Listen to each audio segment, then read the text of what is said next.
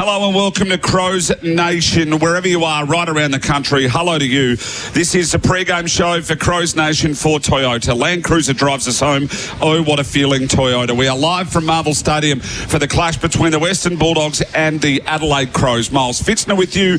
Joining me in commentary today, one of the superstars and shining lights of AFL Nation, Joe Watton. Hello, Joe. Hello, Miles. So excited to be here. We've got the game of the round, fair enough, on paper. The two both attacking sides in the competition. Hopefully we see a shootout under the roof here at perfect conditions at Marvel. Can't wait to get into this one. Nice early game too, means we can go home, make some homemade pizzas, and a man that's going to do just that. He played 173 games, 243 goals, affectionately known as the Ox, David Schwartz. Hello to you, my friend. Hello, Miles. Hello, Joe. Hello, listeners. Great to be here. Looking forward to the Crows. I thought the Crows last week were just okay. I've seen them play a lot better, and I think Melbourne found a little bit of a blueprint in that keeping possession of the footy can cause Adelaide some trouble, but they were good enough to get across the line, come up against a different opposition today. The Bulldogs are the real deal. They need a scalp. They need somebody in the top 8 that they have to be able to beat up on, and if Adelaide aren't on their game today, if they're not on their tucker, the Doggies could get them.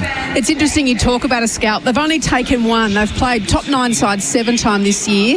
The only one they've beaten is the Giants. They've lost to Collingwood, Brisbane, Geelong, Hawthorn, Gold Coast and Freo. So everyone's talking about them as potential premiership winners or a team that could go all the way. Well, you've got to start beating the top sides. Absolutely. Yeah, they do. And with the top 8 as cluttered as what it is, it's a game like this that can cement your season or it can sink your season. So they'd want to turn up. They didn't turn up against Melbourne in that first bit. They should have been a lot further down than what they were. Melbourne, poor, inaccurate kicking. But I'll say this, if the Adelaide Crows turn up with what we've seen at their best, they can beat the Bulldogs. Certainly can. One game separates 3rd and 9th on the ladder now at the moment. The sort of lineup of the form of these two sides.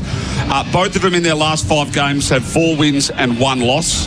Crows have had 1 more for the season, but 3rd and 7th now respectively on the ladder after what we saw last night. The arrival... Wasn't that a turn-up? The arrival of the Gold Coast Suns on the big stage. First time they've beaten a team on top of the ladder. First time they've had a Friday night game. Historic it was, Ox, before we get into the rest of this match. But a ripping game, albeit Collingwood undermanned a fraction. But Joe and Ox, magnificent to see the Suns up and shining.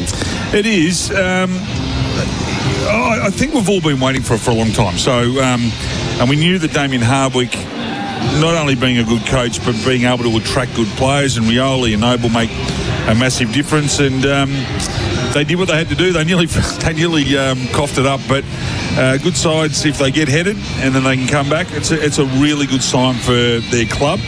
And I think it's a great sign for the competition that finally we've got the Gold Coast being represented as a side that is serious. Heard talkback callers last night talking about the real vibe that was in the Gold Coast, and it just wasn't around the ground. It was throughout the town that they knocked over a pretty big scalp, and none bigger than Collingwood. So, no, it was the top 8 or the top 9 sides. They're a long way in front of the other 8. And Damien Hardwick, he should get extra marketing dollars. He really pumped up the game, and the side did as well, that it was really important. It was sold out there at the stadium. They weren't shying away from it. They were really looking for the win, and they got the big scalp in the end. Yeah, they did. Just looking at today's game, the thing I love about the Dogs, they just score. So they've kicked more points than anybody else. They give up a few, though, so they've given up more than anybody else in the top 8. But if they get going and Norton and Darcy get off the lead, we'll look out. Have a look at these for some numbers. Disposals number 1 in the comp, the Bulldogs. Disposal efficiency number 1 in the comp. Tackles inside 50, 3rd in the comp. Goals number 1. Goal efficiency number 1. And they've got the number 1 score involvement player in the competition in Ed Richards. There were all this stacks up, but like you mentioned before, Joe, they've only beaten one side above them on the ladder. Yeah, and I think that comes down to the ability to be able to defend the ball in the middle of the ground and not allow it to go into your defensive 50. And they've probably been shown up a little bit in that respect, that when they do turn it over, they can be scored against. So the Doggies, we know their Achilles heel is. It's their defence. It's a younger defence that is trying to, consolidate what they've got. And I think O'Donnell's been really good. Liam Jones can't get a game, so that's been a real interesting selection decision by Luke Beveridge. But the one thing I like if I go to the footy and I know I'm watching the Western Bulldogs, you know you're going to see something exciting because their midfield is so good and their forwards are absolutely brilliant. As the lights go down here at Marvel Stadium, we're setting the scene, of course. Miles Fitz and Joe Watton, and our expert here for Lumo Energy, switched to a 100% Australian-owned Lumo Energy, is David Schwartz. Schwartz, let's get through a few of these. Who you're looking out for today's the best defenders, thanks to Murray Pest Control. You can play pests at their own game with the team from Murray's. I'm going to have a look at Jordan Butts. I just think that he does his job each week. He's 85 games into his career. Copped a bit of a touch-up from Tom Lynch. He bounced back. I like the way he goes about it. He's unassuming. He's not their best player. We probably need to turn the sound up in the stadium a bit more. It's probably not loud enough for us to hear. What an entry. Bit of M&M as the Dogs run out onto the ground. My goodness loud, me. like smoke, fireworks. I was waiting for Bruno Mars to appear. It was all happening. So, and then they go into this. Sun, white and blue. Anyway, so I'll keep an eye on Jordan Butts this afternoon. What could be a big moment today for budget car rental? You can get on the road faster. Call 132727. That's 132727. What about the two skippers going head-to-head in the middle of the ground? So Marcus Bonampelli and Jordan Dawson, two bona fide stars. One's at the elite level, the other one's just below him, but gee whiz, that could be a great contest. I wanted to ask you about this because in my mind they're quite similar, sorts of players. Very similar. Both lefties, both can take hangs, both can kick a good goal, both great leaders. You know, you don't walk into a footy club after being at another club and you're captain within 2 years if you don't have leadership personified. Heard Luke Beveridge speaking about Marcus Bonampelli, and he just said we're lucky. Yeah. He said not only do you get a great footballer, but you get an unbelievable person, and they're rare. They're as rare as hockey, as rocking horse poo. They don't come along that often where they're so good and on and off the field, and Marcus Bonampelli's that. I was fortunate enough to see Jordan Dawson sort of when he landed and calling a lot of games in Adelaide, but that sort of right to left kick in the showdown, it sort of cemented him into Adelaide folklore. And he's one of them now. It normally takes a bit of time, but in Adelaide it does. He was adopted pretty early. Him and Eddie Betts have been the two adopted ones that have come in and never been more adopted faster. No. And when they leave, they never get kicked out any quicker. Danger was the son of Adelaide. The minute he left, you could go and get stuffed. Poison. Who is a hot or cold player you're looking out for today for Panasonic Air Conditioning? Panasonic Comfort Cloud. Set your air conditioning from your phone. I want to have a look at Daniel Curtin. He's just getting better and better each week. My goodness me. Last week he did some things and I thought, they've got a good one here. So, haven't seen him play too many bad ones. But he's as good as anybody out there. So we'll keep an eye on Daniel Curtin. He's into his 24th game. Only 24 games. Crazy. That is unbelievable. They've got a beauty. They've found a couple there, like Curtin and Michael Annie as well, that are looking like unbelievable recruits for the Adelaide Crows. We'll keep going with the pre-game show for Toyota. Land Cruiser drives us home. Oh, what a feeling. Toyota. A couple of other things I wanted to mention, though, too. The Bulldogs have won 4 of their last 6 against the Crows. And when they have won, they've won by a big margin, an average of 46 points. Well, I think different development stages. The Doggies have been up for a long time. They've always been competitive. The Adelaide Crows have struggled to make finals for a while now. So their curves are probably a little bit different. Adelaide is still climbing. I think the Bulldogs are up near their best. So they might be ships in the night, though. Adelaide just, may end up going past them. They're actually starting to play that footy that Matthew Nicks was hoping. They're much more complete. They look much more even, and they are all on the same page with their game plan. So I'm liking the way the Adelaide Crows are going about their business. And remembering this fixture got moved from Ballarat because of the renovations there, not a big enough crowd. So this is the first time. That's a win. Thank goodness. If we were in Ballarat, actually, I wouldn't be there. But this is the first time they've met in Melbourne since 2016, which, of course, was a very good year for the Dogs. So some of those games might have been played out at Ballarat, which is... Yeah, it would have been fresh today. Yeah. It would have been very, very fresh. So not only for the crowd and not only for the players, But the commentators cop a bit of a reprieve this afternoon. Yeah, sitting in a marquee out there at Ballarat would have been fantastic today, wouldn't it? Good crowd coming in, though. Good crowd. The top layer or level is just about half full, maybe three-quarters full. So we might get 40,000 here this afternoon. Well, even as a neutral fan, you would have looked at this round and this would have been one game. Yeah, this would be a You ripper. thought, this is going to be interesting. I'm going to tune into this one. I know a lot of my friends are Adelaide Crows fans, and a lot of them they've gone to the travel, they've booked in the travel, they've gone early, on board. and they've said, no, we're booked in late September. They are very late September. I've had about 4 or 5 people ask me if they can stay at my place on one particular week. Are you building out the rooms? I might have to Airbnb a couple of rooms, the joint down there. Hey, one other fascinating one I found. In 24 games that Taylor Walker's played at Marvel Stadium, he has never not kicked a goal. Well, I'm tipping he'll get one here this afternoon. Can I just say about Tex? You know, we talk about young forwards and Sam Darcy and, you know, whether it's Thilthorpe or Van Ruin or whoever it is. It takes a long time for forwards to get really competent. But normally they drop off the cliff pretty quickly. But Tex is one of those players that, you know, I think many of us thought he was gone 2 years ago. And for his ability to be able to still compete, not only because he's a very good footballer, but when the ball hits the ground, he goes left or right. He is one of the most skillful players. In fact, it was during the week, I think it was, that we were coming up with the best field kicks in the game. Tex Walker has to be in the top handful of best field kicks in the game as a forward, which is pretty rare. Left or right, super talented, and he'll keep that run alive today. He'll probably kick 3 or 4 today. He's got the smarts. It's a young Bulldog defence. I'm sure he's going to get his opportunities. Do you think the big boys of the Crows, is that where it's going to be one in the forward line? You've mentioned, I guess, the youngness or the lack of depth in the Bulldogs defenders. Yeah, I think it's the way the ball comes in. If the ball comes in easily, they're really smart. So Thilthorpe will get off the chain. We know what Fogarty can do. We know what Tex can do. It's just how the ball comes in. Melbourne didn't allow it to come in easily last week.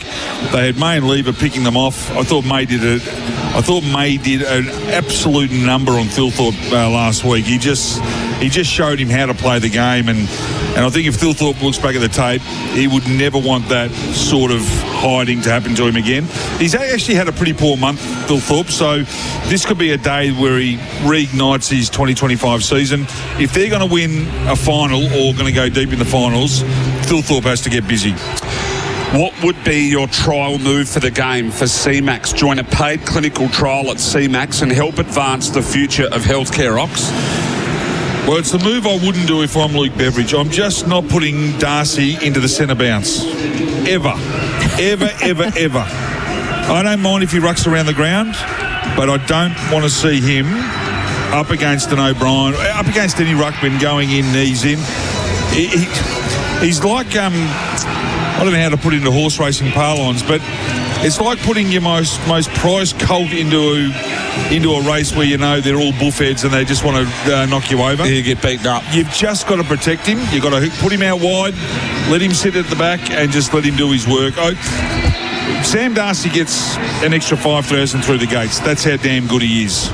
And I don't want to see him getting bashed around. So we don't want to see a trial move. Yeah, we don't want to see what we're saying. No. Don't go experimenting with one SD. No, leave him out of any moves. Join a paid clinical trial at CMAX, of course. What did you think of Luke Beveridge's comments during the week? Essentially saying Sam Darcy's being, I'll say, accidentally tunnelled in the way, because he is so tall, when he jumps and the defender jumps behind him, it's almost pushing him in the lower half of his body. Yeah.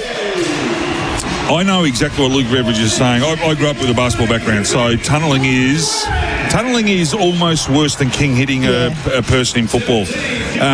You break your back, you can break your legs, you break your arms because you're landing on a hard floor. There is no doubt the players are tunnelling Sam Darcy. I don't think a lot of it's deliberate. Some of it is. It's just the deliberate ones. You can tell if someone's being deliberate or if they're going the ball. And the umpires just have to make that interpretation better than what they probably have been. But he's not the only one. There's a lot of... Thilthorpe gets tunnelled a lot. He does. So there is a lot of players out there that are suffering from that, and the defenders are probably clever than ever because they can't chop their arms anymore. We'll discuss the ins and outs for the Western Bulldogs. In come the D's. Davidson and Dolan. Out go Lockie McNeil and Taylor Duray. And for the Adelaide Crows, Miller, Chase Jones and Braden Cook get a run. Brodie Smith and Lockie Murphy omitted, and Joshua Shelley, of course, out injured. The subs for today so far are going to be Callum Poulter, the 25 for the Dogs, and number 1, Chase Jones for the Adelaide Crows, as the teams are completing their warm-ups out on the ground. This is a pre-game show for Toyota. Land Cruiser drives us home. Oh, what a feeling, Toyota. Look at you go. Well, Shelley's an interesting one. He's having surgery on, a posterior capsule tear, and he had some bone compression, and they sort of haven't given a timeline. That said post-surgery had been a brace for a few weeks before they reload him. Yep. Touch and go for the end of the year? Don't know. Yeah. Don't know. And when it comes to bone bruising, I've seen players with bone bruising, they say 2 to 3 weeks they miss the season. Yeah. So it just depends how severe the bleed is. And bone bruising is the most painful of all injuries. I messaged a few of the boys about that, and they went straight away. They went, the bone bruising. It doesn't sound it. Yeah. But they went, it's not good. Very painful. I remember Stephen Phoebe Phoebe, what a man. Yeah, he had bone bruising, and they thought he played a lot of games. He played 276 games, and I reckon he missed 15 when they thought he was going to miss 3 or 4. Yeah, wow. So you've just got to make sure you get it right. You can't race it, you can't rush it, and you can't do anything because you've got to wait for it to heal. So we'll just have to wait and see on that one. Righto, where's it running 1? Is it a battle of the key forwards at either end? Does it start in the midfield? I mean, the ruck battle's going to be fascinating. We've got stories right across the ground here. It's midfield. It's midfield. Midfield and clearance work, really. Yep. Whoever can get first use. And that's why I'm going to tip the Doggies. Yep. I just think Libba, Bont, Richards, they're just too good. They are just so consistent with their effort. English is a different ruckman to what we saw at the start of the year. He's actually, I don't know what's been said to him, but someone has said, right, toughen up and actually back into a pack and don't throw your body with gay abandonment. And that's what he's done. He's just been unbelievable. But O'Brien's game last week against Max, he won that. He set himself for it. Let's see if the big fella, we know he's clever, let's see if he can set himself for 2 weeks in a row, because if the Adelaide Crows are to win, he has to have a big role in setting up the wall, giving them the first hand. His tap work's really good. O'Brien. O'Brien, really good. Learning from one of the Samful sort of great ruckmen of the modern era in Sam Balderstone, who's a ruck coach there at the Adelaide Crows. Never quite made it, but he was an unbelievable tap ruckman in the Samful. And if you're teaching a bloke who's theory based, which is O'Brien is, he's just you just tell him how to do it, and he'll go and follow. So I think that's been a really big part of his development and why the Crows are going so well. But we're blessed. This is going to be one hell of a game. Two sides that believe they're in top 4 form. And if the Doggies are to go on and be a real challenge here to the 2025 season, they've got to win a game like this. But the Adelaide Crows, they've been mighty this year. Best percentage in the competition. We know they can score. We know they can defend. Let's just see how they go against the fast-flowing Western Bulldogs. So tipping the Doggies by how much? I'm tipping them by 7 points. Oh, not Joe, you're leading a particular way here? Oh, look, the Ox has made a good case, but I think the Crows are going to get it done. It's a genuine flip of the coin, isn't it? Well, who are you going? I am going to go Bulldogs just. 1 or 2 points, proper thriller.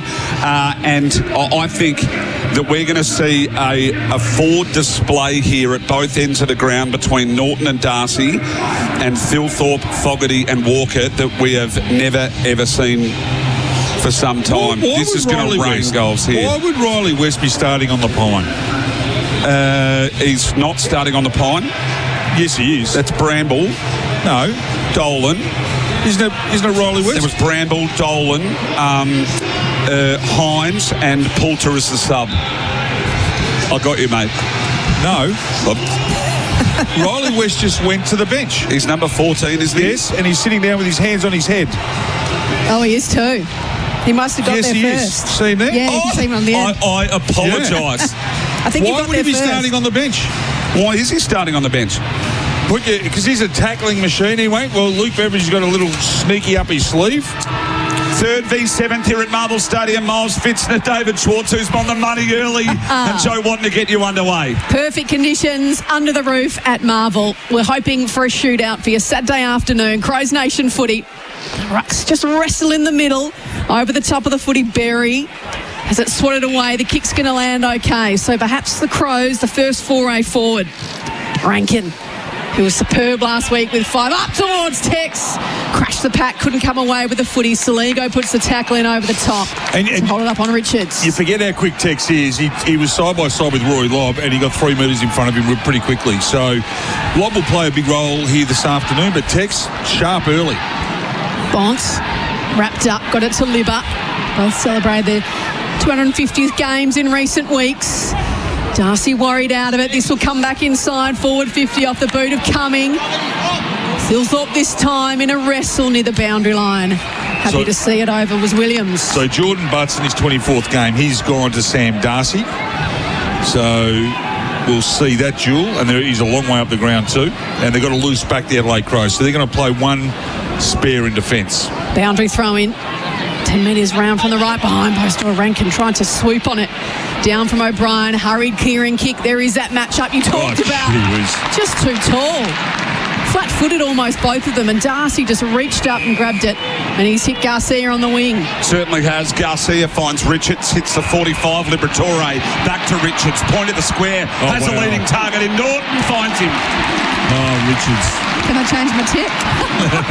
He is an absolute A-grader of the highest order. That is straight out of the top shelf. How quick is he, though? He doesn't even look like he's going fast, but he had 2 blokes up his ginger, and they just didn't make any ground on him, and he was... No pun intended there? No pun. We'll talk about gingers. He is as ginger as ginger. Norton steps 3 steps in from the boundary, bends it around, likes it. He's having a year. The Bulldogs get first blood, and that is a corker from Aaron Norton from the pocket. He's having one hell of a year. That's his 32nd goal for the season. And he had a really quiet first half, and his second half of the year has been astonishing. And no surprise when Darcy arrived back in, he started to find the footy. You take away a really good defender, and gee, it helps out. Crows Nation, thanks to Stillwell, Hyundai, Nailsworth and OTR Coffee, barista made at OTR. And of course our expert for Lumo Energy, 100% Australian owned. Switch to 100% Australian owned Lumo Energy. Miles Fitzner, Joe Watt and David Schwartz with you on Crows Nation right around the country. The Dogs get first blood. 1 straight 6 to no score for the Adelaide Crows, all thanks to the team at Toolkit Depot. Yeah, it was end-to-end stuff by the Bulldogs. It looked impressive. So back in the middle, English and O'Brien carries over both, or Dawson just shows some muscle, gets it away to Saligo, hurriedly inside 50, leading at best, taking a good mark. Is that Caulfield underneath all that? It is. He just read it better than Fogarty. Goes back towards Lobb and wants to change direction. Keys has chopped off the kick though. Gets to 45. Will he have a ping? Looking for the Crows first. Oh, that was bad. Out of bounds on the full. He had 2 players free, Fogarty being one of them. Walker was there, and his eyes lit up. He looked like Luna Park at one stage. He had the big smile on the face and sprayed it that wide that he missed the points by about 15 metres. So Lobb, big long kick to Darcy, got a hand to it. Worrell wrapped up in a good tackle. Still maintain possession, the Crows, only momentarily. They're on boundary line beats them on the outer side. And when I say they, the Dogs are on. They're tackling, their pressure, and the Adelaide Crows have just probably need to slow it down a little bit and just work their way back inside 50. So Benny Keys, he dead set barbecued a few teammates forward of the ball. Their centre wing, far side of the ground or city side of Marvel Stadium. Vandermeer came up to meet it, flick out to Frazier, then to Davidson, then to Bontempelli. On his left, up inside 50, falls a fraction short. Cut off there by Butts. He did well, wrapped up in on top piled Sam Darcy. We'll have a ball up 52 or 3 from home. Right half forward here for the Doggies. He could have taken 3 marks, Darcy. He's dropped 2 sitters.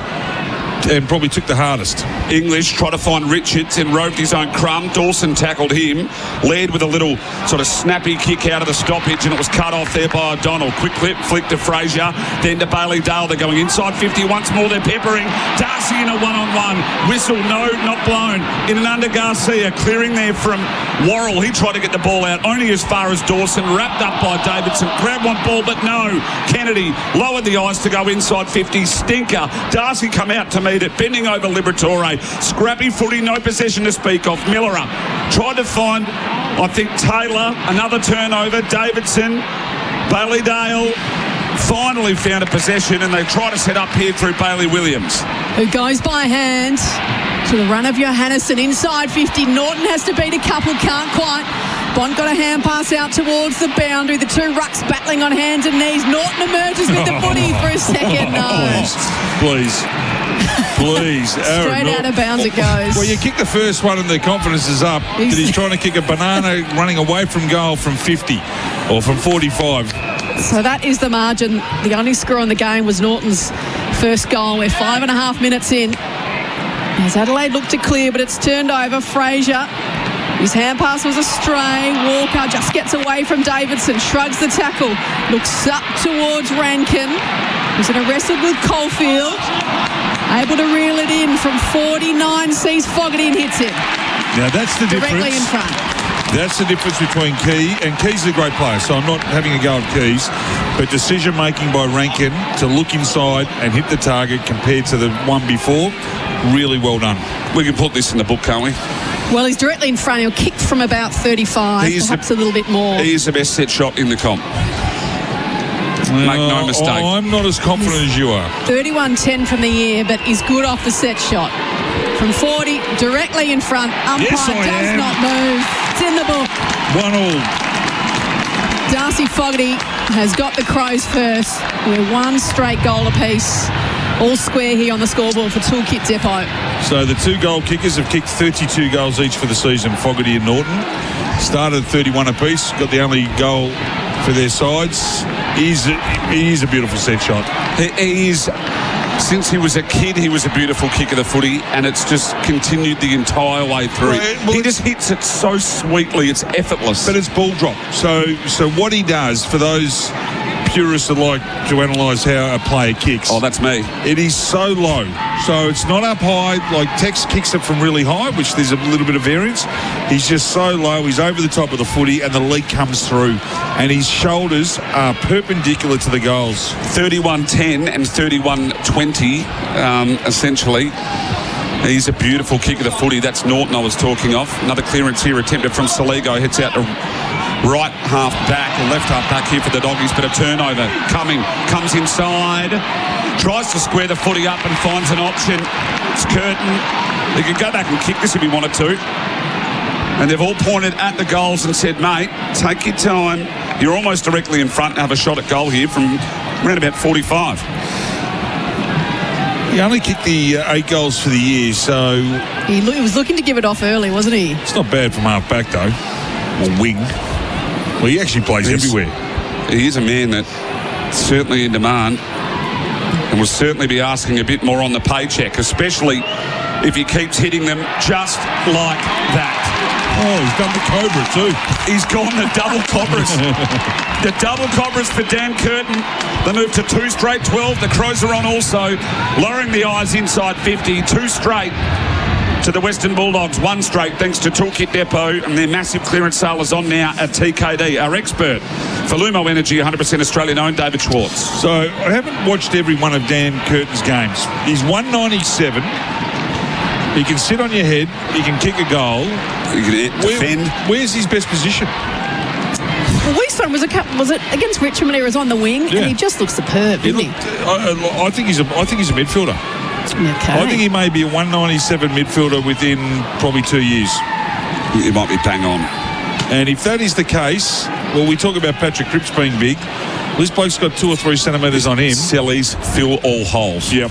He's going to be a bit like a Mark Blitzarves. So the Dogs get the clearance. Bontempelli sends them inside 50. There's an early whistle. Norton took the mark anyway. Yeah, he's got him worried now. He's got him worried. Kick, it was a hold as he went to lead for the ball. Yep, just had him by the jumper. It was Keane who infringed. Yep. So Keane's on Norton, and he's got his work cut out because Norton is full of confidence at the moment. Well, he's up and about, so he'll kick his second. He's 20 out directly in front. He's not as reliable as the Fog. No. Should hit it from here, though. And he makes no mistake, Norton. He's got 2 early. He's got the Dogs' entire score. We're 2 goals apiece here. Toolkit Depot scoreboard. What do we say at the start? Just let the big dogs eat. Yep. Just let the big dogs eat. And that's what's happening, Ox, isn't it? Yep. It's just going to be a forward shootout. They're going to get hit absolutely lace out all day. And we spoke about the midfield battle. You know, Bonapelli gets it out, bang, puts it inside 50.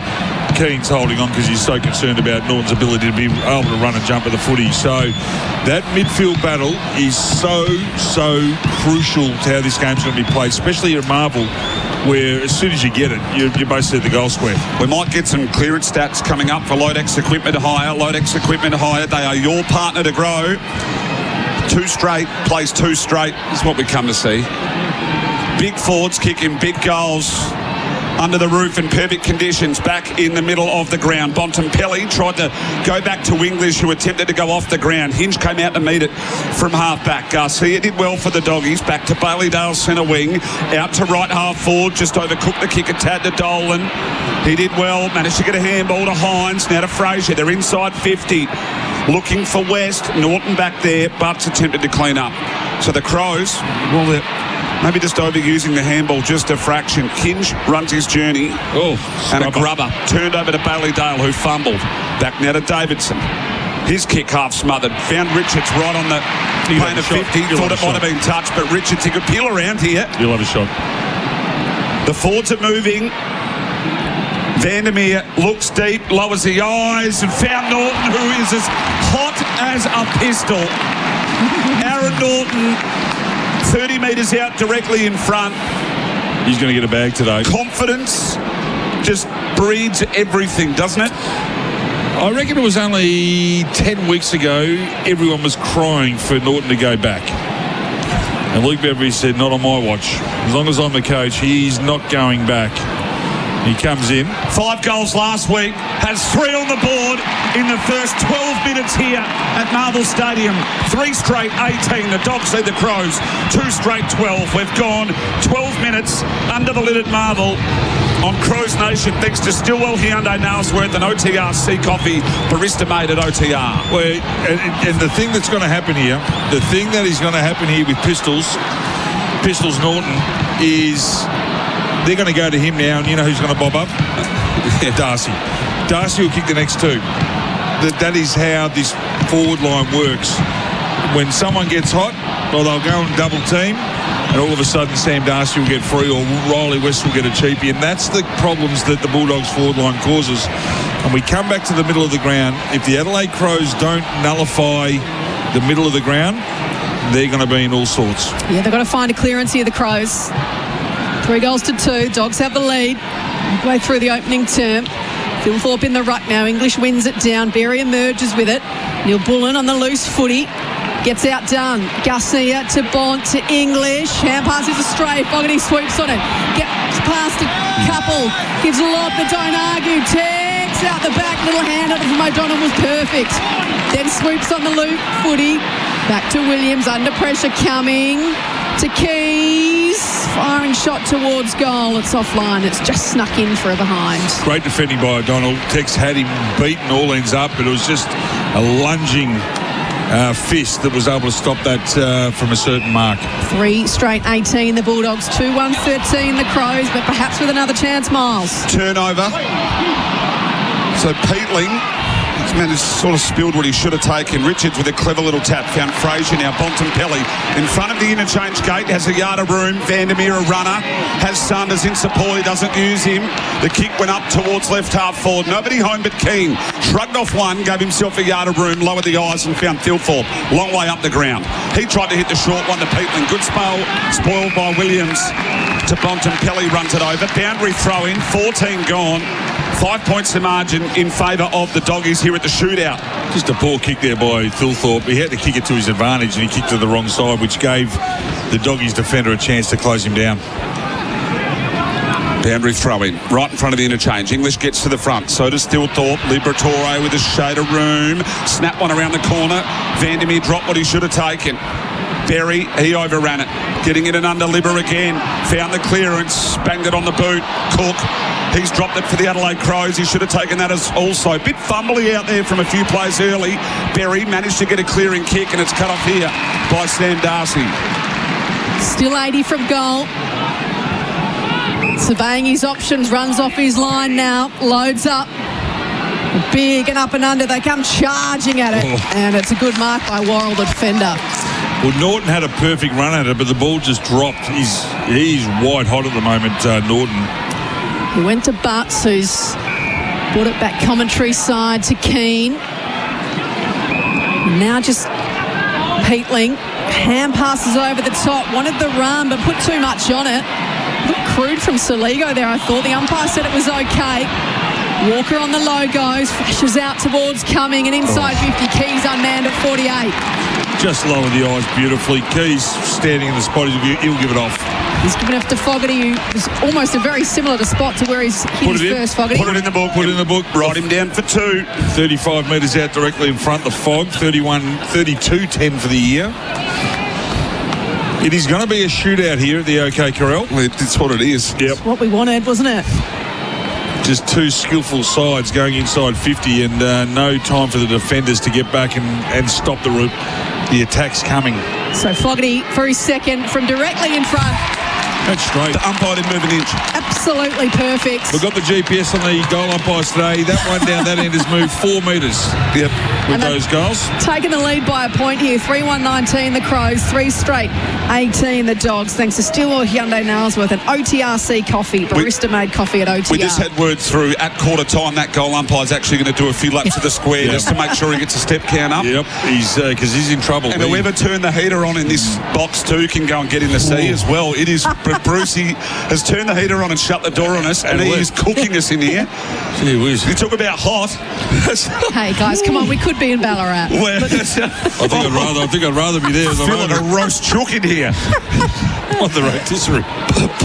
Plus one here for the Adelaide Crows. What a good game of footy early. One thing we have seen, though, is a few fumbles, misdirected handballs, a few turnovers early. Ox? Yeah, just good pressure on both sides, but they know when they go inside 50, if you're a forward, you are going to find some space. Darcy's in the ruck.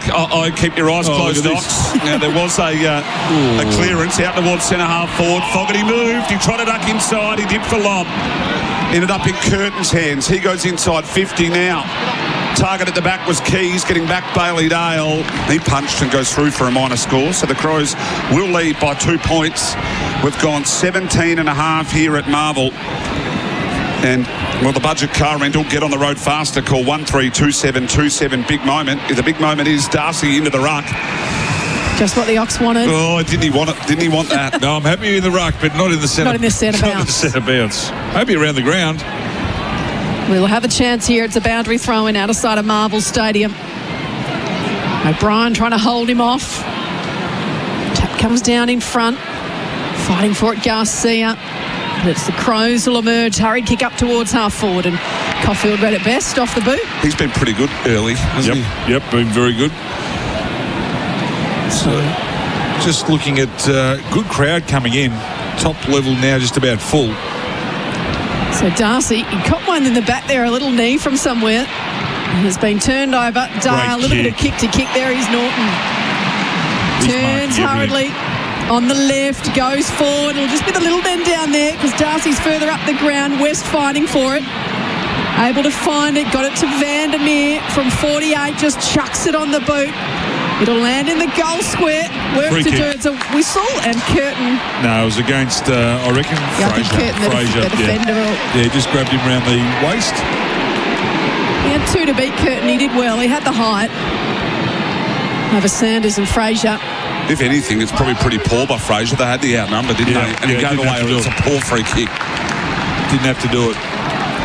So the kick is long and punched out of bounds. It's the Crows who lead it by 2. We've gone 19. Crows by 2 points, thanks to Toolkit Depot. That's where you get all your tools. That's where I get all mine anyway. O'Brien, tap down to the front. Peatling, flick to Miller up, back in the side. Hit the 45, found Cook, back in the side also. He's dropped the absolute soda. Just kicks out the space with a lot of room. Ben Keys just pumps the brakes, tries to find Rankin. Caulfield read it better. Handball in out of Dolan. That was just silly. Rankin smothered his kick. Dawson following up as well. It goes straight out of bounds, and the umpire said you can throw it in. This is at left half forward here for the Adelaide Crows, about 60 metres out, or left forward pocket. They are kicking to the right of your radio dial at the Yarra end, or the Southern Cross Station side of Marvel Stadium. Pretty sure that's right, isn't it? I always get disorientated inside these places. And the Yarra, for those in Adelaide, is just like the Torrens. You don't swim in it. So Dawson flicked out to Peatling, right on the paint of 50, squared the footy up. Fogarty with a big fly, maybe dropped. In and under, Caulfield did well. Now the turnover, Johannesson looking to spring them out of defence through Davidson and Vandermeer. Yeah, whistle for a block out on the ball, and it's going in Curtin's favour. And the reason for that, he pushed him and then didn't make contact with the ball. Space. Yeah, I just saw the replay. You're right, Ox. Ox, our expert for Lumo Energy, 100% Australian owned. A lot of numbers back for the doggies. Ball comes long up towards Tex, who wanted to make space. He tried that earlier against O'Donnell, who was good enough, but this time Tex takes it and then looks inboard. Not sure what that was. Didn't hit the boot as he'd liked. Sanders swoops on it, gives it to Lobb. A little brain fade there by Tex, was it, Ox? Well, I think what he was doing, he was trying to get the player, I'm not even sure it was, it might have been Fogg, just to come up with the footy, and he kicked it right between his two teammates. So he just didn't nut it off his boot. He scun it a bit. So the idea was right, the execution was poor. Boundary throw in. Half forward, out of side. Dawson under pressure, gets the hand pass to Rankin. Game 100, gets rid of Richards, gets rid of Vandermeer, and sends it inside 50. Oh, and a good mark. Good work by Tex with the block and coming. The receipt, you thought it was too much, Ox? I reckon Tex did everything right. Fine line. Everything right. He made himself look clumsy, and he got away with it. Crowd don't like it though. Right, said it was a block in the contest. Sort of feigned falling over, didn't he, in the end, Tex? This is a big kick. So coming on the 45, we're sitting right behind it. This to extend the margin. Looks pretty good off the boot. Beautiful. Again, the umpire doesn't have to move. What an easy day out he's having. And the Bulldogs fans aren't happy. Thought they got robbed of a free kick. But the margin stretches once again. 4-2-26 the Crows, 3 straight 18 the Doggies. Thanks to Toolkit Depot. If I can find a chink in the Doggies' armour, I think they're just trying to go too quick too often. Sometimes you've got to slow it down, and we saw that with Melbourne last week where they played possession footy, and Adelaide really struggled to zone the ground and to zone that ball movement. I don't think they need to go at a blistering pace all the time. Yes, there is a time and a place to do it, but sometimes slow it down, go long down the line. Don't be scared to actually, have patience and have belief in your one-on-one contest, because that is one thing the Doggies are good at, is one-on-one contest. But at the moment, Adelaide's ball movement inside 50, really problematic for the Dogs. 8 points a margin thanks to Toolkit Depot. Back in the middle of the ground, and we'll get some stats for Lloydix equipment high shortly. English to find Johannesson to head up towards left half back, and cut off there by Miller. Dale up to 8, Fraser 7, coming with 7, Bontempelli 7 for Lloydix equipment hire. The ball came out to right half forward here for the Crows, right in front of our commentary box. We've got about, what would it be, 6.5 minutes remaining, 5.5 minutes remaining. So the two number 7s going head to head, Lobb and Thilthorpe, both haven't had a lot of influence just yet. Laird to the Bond, Berry to Richards. So Laird tried to gather and get a handball out to Dawson. They ran into each other. It sort of sat there for Richards in the end. Vandermeer did well. Managed to get a clearing handball to Bontempelli. They're at left half forward, but Berry was up to the task. No, he wasn't. He overran it. Bontempelli flicked the handball back to clear air. Getting back there, Vandermeer. Ball stays in. Now it's out of bounds. couple of fumbles by the Bont there, which is unusual. 2 in a row. A scrappy footy. Boundary throw in. 45 metres out. Left half forward here for the Bulldogs. Kicking to the left of your radio dial as we've got about 5 minutes remaining here in the first quarter. Adelaide Crows by 8. All thanks to Toolkit Depot. Rory Laird just feeling the effects of the tackle there from Ed Richards. He's okay. O'Brien with a hurried kick from the boundary throw in. Toe poke off the deck. Dawson. He went to find it, but he got outnumbered by a couple of dogs. One being Bramble. It's English. 55 out. He's got Darcy back there. That's the way he goes. Kick has a little too much on it. Darcy almost made it look good. Tried to bring it down in front. The doggies wanted a free kick. And the clearing kick's being marked by Lobb. Well, no Gordon down there because he's on the bench. Oh, he's been called to play on, and Rankin was onto it. It's holding the footy. Oh, just stalked him like a panther. And he's trying to milk the 52 now, Rankin. 52. The ball was thrown back and Lobb put his hand up and hit the ball. Thankfully, it landed in Rankin's hands. So Rankin goes out wide to Cumming on the outer side. A little over the top to Taylor. Looks inside, forward 50 to the pocket, Thilthorpe. Good defensive work by Bailey Dale to belt it over the boundary line. Well, Bailey Dale did enormous work there because Lobb was up the ground. So he did amazing work to get back and cover him. So, Big Rory, you owe Bailey Dale one, and he's just giving him the thumbs up right there. Crows lead by 8. Just under 4 minutes to play in the opening term. Into the roof at Marvel for Crows Nation. Tap comes out towards the boundary line. Saligo back inboard to Cumming. And the umpire says it's gone far enough. Obviously he's picking up Cumming because he seems to have a fair bit of space. He took a mark before and he had no opponent. He had no opponent just then again. So he's coming in for his second goal. Disposal number 10 also. And he's had plenty of it. So Lodex equipment high. He's only kicked 5 for the year. He's only kicked 15 in his career. Playing a different role though up forward. So his first kick was beautiful. And it was off a similar angle, 45 degrees. Just pokes this one out. Might not have the journey. And it's been marked on the goal line by English. It's a cardinal sin, that, isn't it? Well, it is sort of a half uncontested one on the line. It was by O'Brien. He kind of got himself under the footy, but English, good grab. English went short, found Liberatore. Right back pocket for the doggies. Looks out to the centre wing, far side. West, the target. So he marks. Players peeling one end to the other. They're good though, Adelaide. They've got their zone set up. They're making Adelaide kick long down the line. West long down the line. Getting across the front was Worrell. Takes a good mark. So intercept off half back. Worrell with the switch on now. Goes all the way back to Keane. Runners on, Laird. Does he go short for Rankin? No. Now he does. Rankin at right half back now after the switch. Curtin presents. Uses him. Nearly worked our way around to the interchange. We've got 2.5 remaining first quarter. 4-2-26 plays 3 straight 18 in favour of the Adelaide Crows. Long up the line. Walker sort of flicked it back internally. English lifted the arms up, did well. O'Donnell on his left. Might have been out of bounds, and it was. So they bring the ball back. We'll have a boundary throw in. 12-9 clearances thanks to Lodex in favour of the Adelaide Crows. So they're doing the work around the pill.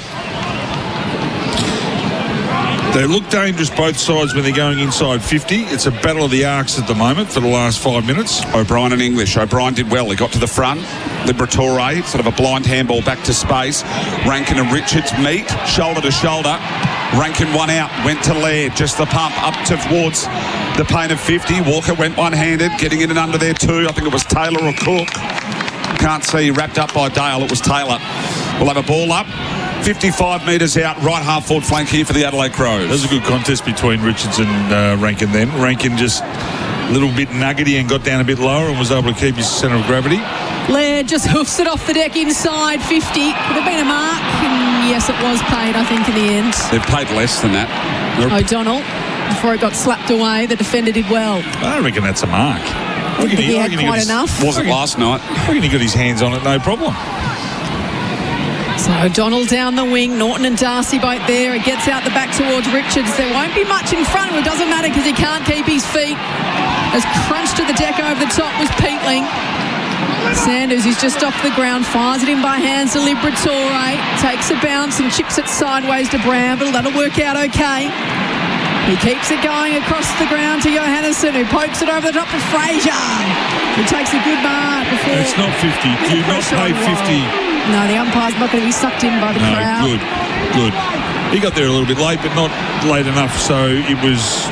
And it was pretty gentle, wasn't it? And he made sure he didn't go to the ground, so he's had a good month or two, this young man, Joel Fraser. Been really good. So he's been racking them up too. He's had 13 goals that he's been able to put through this year. He'll take a pretty good kick from here. He'll kick from 48 at a 45-degree angle. Oh, it's across the face and almost a mark in the end. Darcy is a centimetre off taking 5 or 6 grabs this quarter. Been very close. They go to 3-1-19, the Dogs, trying the Crows 4-2-26 with just 20 seconds to play in this term on the Toolkit Depot scoreboard. We do it all for Stillwell, Hyundai, Nailsworth and OTRC Coffee, barista made at OTR. Nice contested grab taken by O'Brien at right half back. Just looking to pump the brakes. The signs go up, down on the boundary. We've seen our big moments for budget car rental. O'Brien long and down the line, getting there. Phil Thorpe, big fist from Rory Lobb over the boundary line. It is quarter time here at Marvel Stadium. 4-2-26. The Adelaide Crows lead the Western Bulldogs 3-1-19. We're off to a Sea coffee break thanks to OTR. OTR has all your coffee needs sorted 24/7. Miles Fitzner, Joe Watton, David Schwartz for Crows Nation back right after this. That quarter on Crows Nation was for Toolkit Depot. Toolkit Depot's massive clearance sale is on now.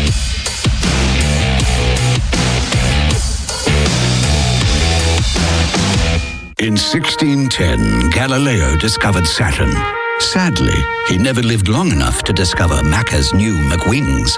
Experience peak chicken now. Ba-da-ba-ba-ba. Available after 10:30 a.m. Delivering excellent profitability in a range of cropping environments. Get onto OP Canola for resilience, flexibility and a lower risk. I feel the need for OP Canola seed. Visit opcanola.com. At Ozito, we know for you it's about leaving your mark. With over 125 tools for your home and garden, all powered by one battery to make it happen. Kick off your tool collection with one of our 3, 4 or 8-piece tool value packs. Or grab a battery starter kit and choose the tools you need. Because when it comes to getting things done, do it yourself. Do it with Ozito. Only at Bunnings Warehouse. For the mate who says he'd fight a bear, then runs a bloody mile. Who'd suck poison out your snakebite and die with a smile. Spudwiser's for every mate under the Aussie sun. So give a bud a Spud. It's the best beer bar none. Order now for you and your bud. Go to spudwiser.com.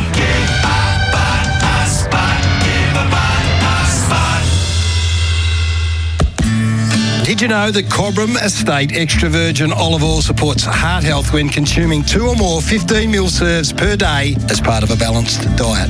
Cobram Estate is made from olives grown in northern Victoria, which are harvested and first cold pressed within 4 to 6 hours to create a premium quality oil. This is why every bottle is fresh and full of flavour, making your food taste even better. Cobram Estate, premium quality, great tasting, and the most awarded Australian extra virgin olive oil. I've seen all sorts of sheds in my time, but if you're after a shed, you'd better get moving because the price of steel is heading up. Best Sheds is a family-owned business that have the best sheds with a 20-year manufacturer's warranty. They stand by the quality and durability of their sheds for your peace of mind. So come on, team, let's hit the sheds before we get hit by the price rise. Best Sheds, 100% Australian-owned and manufactured. Visit bestsheds.com.au. If I asked you to go outside now, grab a shovel and hack through your internet or water connection, would you do it? Of course not. It'd cost you a fortune to fix, plus being without internet or water for hours or days would drive you mad. Yet digging without searching before you dig online first is a gamble. Or worse, if you strike a gas or electricity main. Before every job, search Before You Dig online every time. And never dig blind. This weekend, don't just take a punt, bet with confidence thanks to Tipper. Tipper is the real-time marketplace for punters and tipsters, bringing you expert tips on demand. They're flipping tipping on its head. There's no gimmicks and no subscriptions. Just flip an expert tip when you want one and never pay for a losing tip again. Tipper, the tipping marketplace. Download the Tipper app. That's T-I-P-R. Chances are you're about to lose. For free and confidential support, visit gamblinghelponline.org.au. Mate, if I say the word laser, what do you think of? Laser tag? Pew, pew. No, you clown. Laser cutting. Close. Laser welding? Correct. Roofing and Sheet Metal Centre can laser weld stainless steel in gauges down to 1.2 mil. Stainless steel roofing and rainwater products have a longer lifespan, are more resistant to corrosion, plus they look great. And with a lighter gauge stainless steel, you can get these benefits for less. Visit rscentre.com.au/stainless steel. You're listening to Crows Nation for Hyundai. Find your next Hyundai at Stillwell Hyundai Nailsworth. And OTR. OTR has all your coffee needs sorted 24/7. Norton steps 3 steps in from the boundary, bends it around, likes it. The Bulldogs get first blood, and that is a corker from Aaron Norton from the pocket. From 40, directly in front. Umpire Yes, I does am. not move. It's in the book. Darcy Fogarty has got the Crows first. Should hit it from here, though. And he makes no mistake, Norton. He's got 2 early.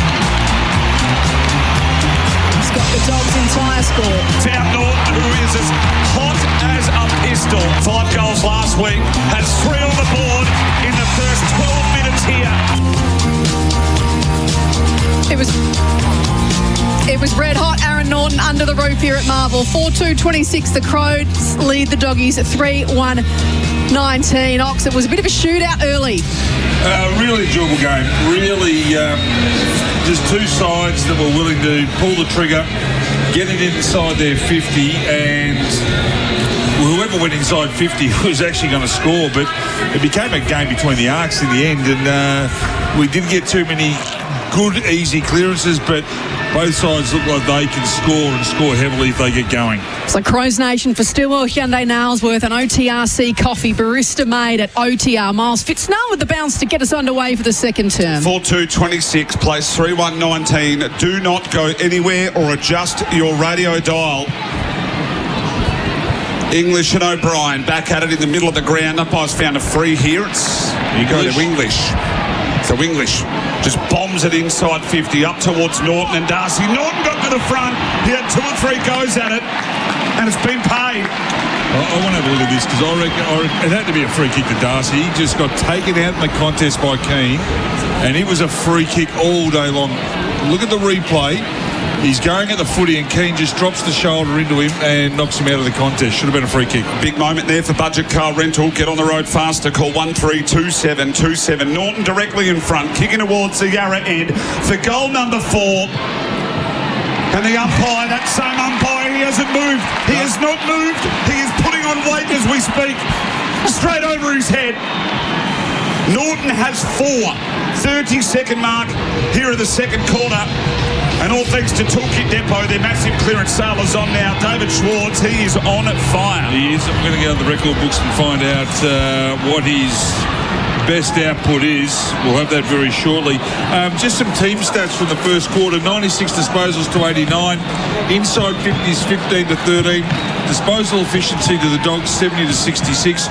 Free kicks, 4 to Adelaide, 2 to the Dogs.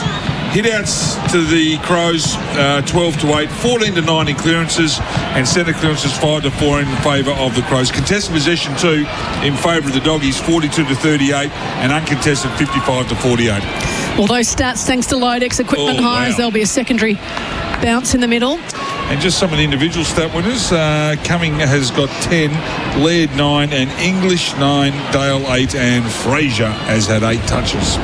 So it is English in the middle against O'Brien, who won the tap down. Rankin was just held on to as he tried to fight for the footy. Kennedy the infringer. So Rankin from the middle of Marvel Stadium runs his measure and sends it inside 50. Oh, that's a lovely kick, but Dawson Couldn't take the diving chest mark. Davidson under pressure from Dawson, who's bobbed up to find the footy. Now under pressure, Cummings, I think, over there. It might be Saligo, who's been pinged.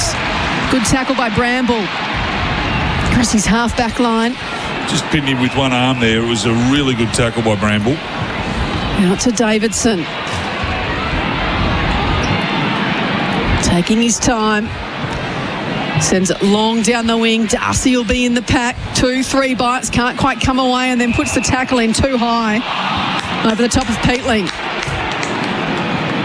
Gets a little hand pass off to Keane. He spears it back down the line towards Dawson. This time he takes it on the chest, just inside the boundary line. They're building here slowly, aren't they?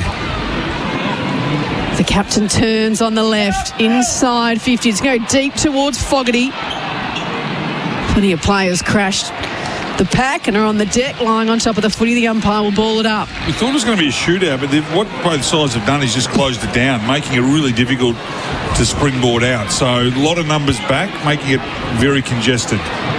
Libba hemmed in near the boundary line, just gets boot to ball. Michael Annie takes the grab. Gives it off immediately to Dawson. On the left, sends it goal. Well, there's nothing in the goal square, and Dawson great finish. Kicks the opening goal of the second term and extends their margin to 7 points. Fabulous kick from Jordan Dawson. Well, just a good setup by the Crows. They knew that Dawson was great on the left and just gave it to him. And 50 metres here at Marvel is like 40 at most grounds. It just carries. And it was a low bullet of a kick and split the middle. He's a fine player and he's got one up on the Bont. They've been going head to head, and I think the Bont will take offence to that. Wouldn't be surprised if he kicks the next goal for the Western Bulldogs. Good shepherding through too by O'Brien. I think I said it was a first goal. It was a second goal because Norton's already kicked one for the Doggies. Opening one for the Crows, though. I wasn't going to correct you. No, either was I. No way. I'm too polite. Yeah. I have a daughter. I know what it's like to actually I would back chat. never, ever do it. Thanks to Stewart, Hyundai Nailsworth and OTRC Coffee. The clearance in favour of the Crows. Up inside 50, Fogarty with a big fly. Phil Falk going to rove at the back. Dribble across the face. Oh, it's a pearler. The big man can snap. 2 in 30 seconds for the Adelaide Crows. We'll watch this again on the replay. Sort of looked like an attempted dribble, but it might have ended up going through on the full. But he snapped that from a tight angle, and Riley Thilthorpe, the crummer. He doesn't normally do that, but he is very good at ground level. He's got a motor as big as yours, Miles. Like, seriously, a big motor. And just crumbed it beautifully. Now, that's not a dribble. That is an absolute It was a snap piece of execution. It was a poor bounce. Actually, the bounce should have been called back. It was out of the circle. Get rid of it. Well, say it once every week. No, we don't need to get rid of it. What we need to do, Miles, is just bounce it at the start of each quarter. That's it. Just once a quarter, 4 times. The siren, the clock hasn't started. There is no problem if they get it wrong, and then we throw it up from then on. Margin back to 13 for the Crows. In the middle, Libba fighting for the footy, gets pushed out of the way. Dawson goes to ground 2, still in dispute. 4 or 5 of them hit the deck. Davidson puts the tackle on. I think Kennedy's just got one in the eye too, Peoples. So just a little bit sore. He'll be right, he's got another one. Stoppage. Libba gets wrapped up by Berry, gets it to Davidson somehow. Ball hurriedly inside 50. Keane to Worrell, who has his kick smothered. Dawson swoops on the loose footy. Oh, this is big. Hits a beautiful lace-out pass to Fogarty in the middle.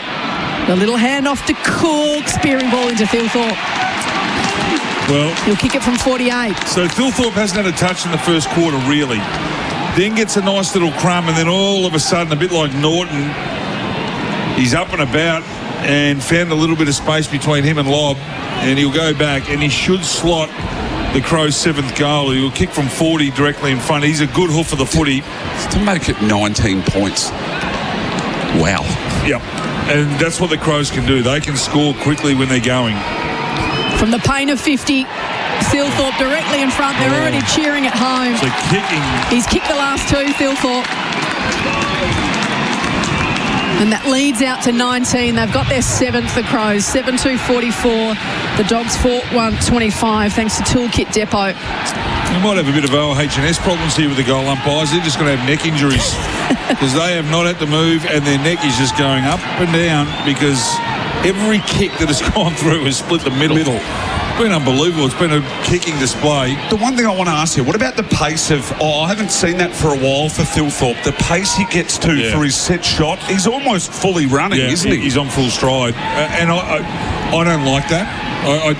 I reckon if you're having set shots, if you're running in at full tilt every time and you're having 7 or 8 shots a goal, I just think you're going to get more balance, slow it down a little bit, just take your time.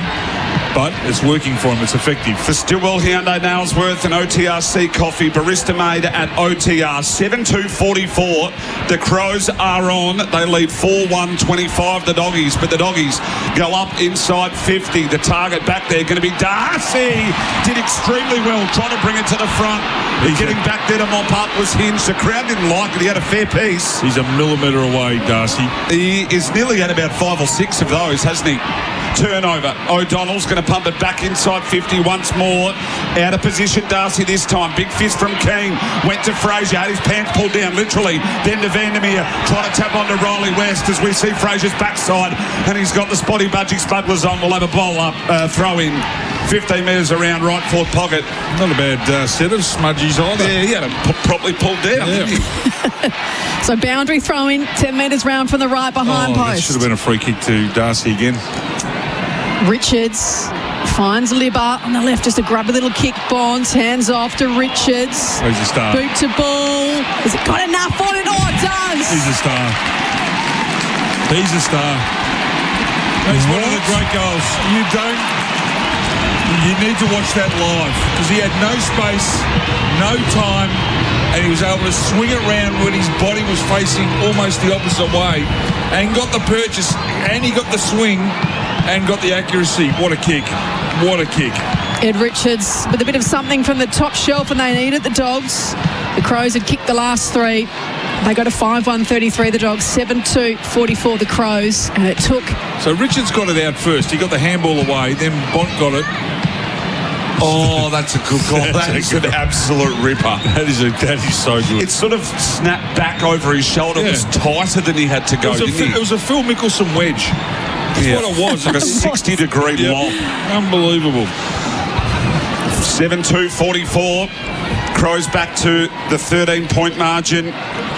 Back in the middle of the ground, the Doggies are responding here. Bontempelli, another clearance. Up inside 50 they go.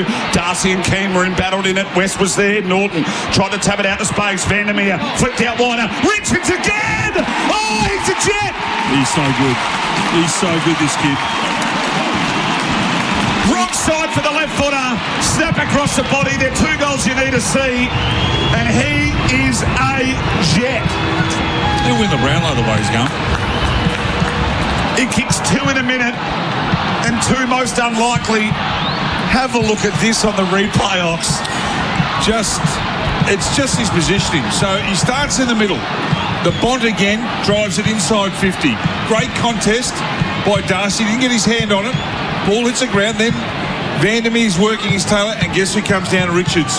And polishes it from 6 steps inside the boundary line on the wrong side and splits the middle like Phil Thorpe did a minute ago. Goal umpire didn't have to move again. That's unbelievable. What a game we're seeing. What a game. All thanks to Stillwell Hyundai Toolkit Depot. I don't know, that's a big moment for budget car rental. You name it, we have it. Margin back to 7. The Crows in the middle, it'll carry over Thilthorpe. Bounces inside 50.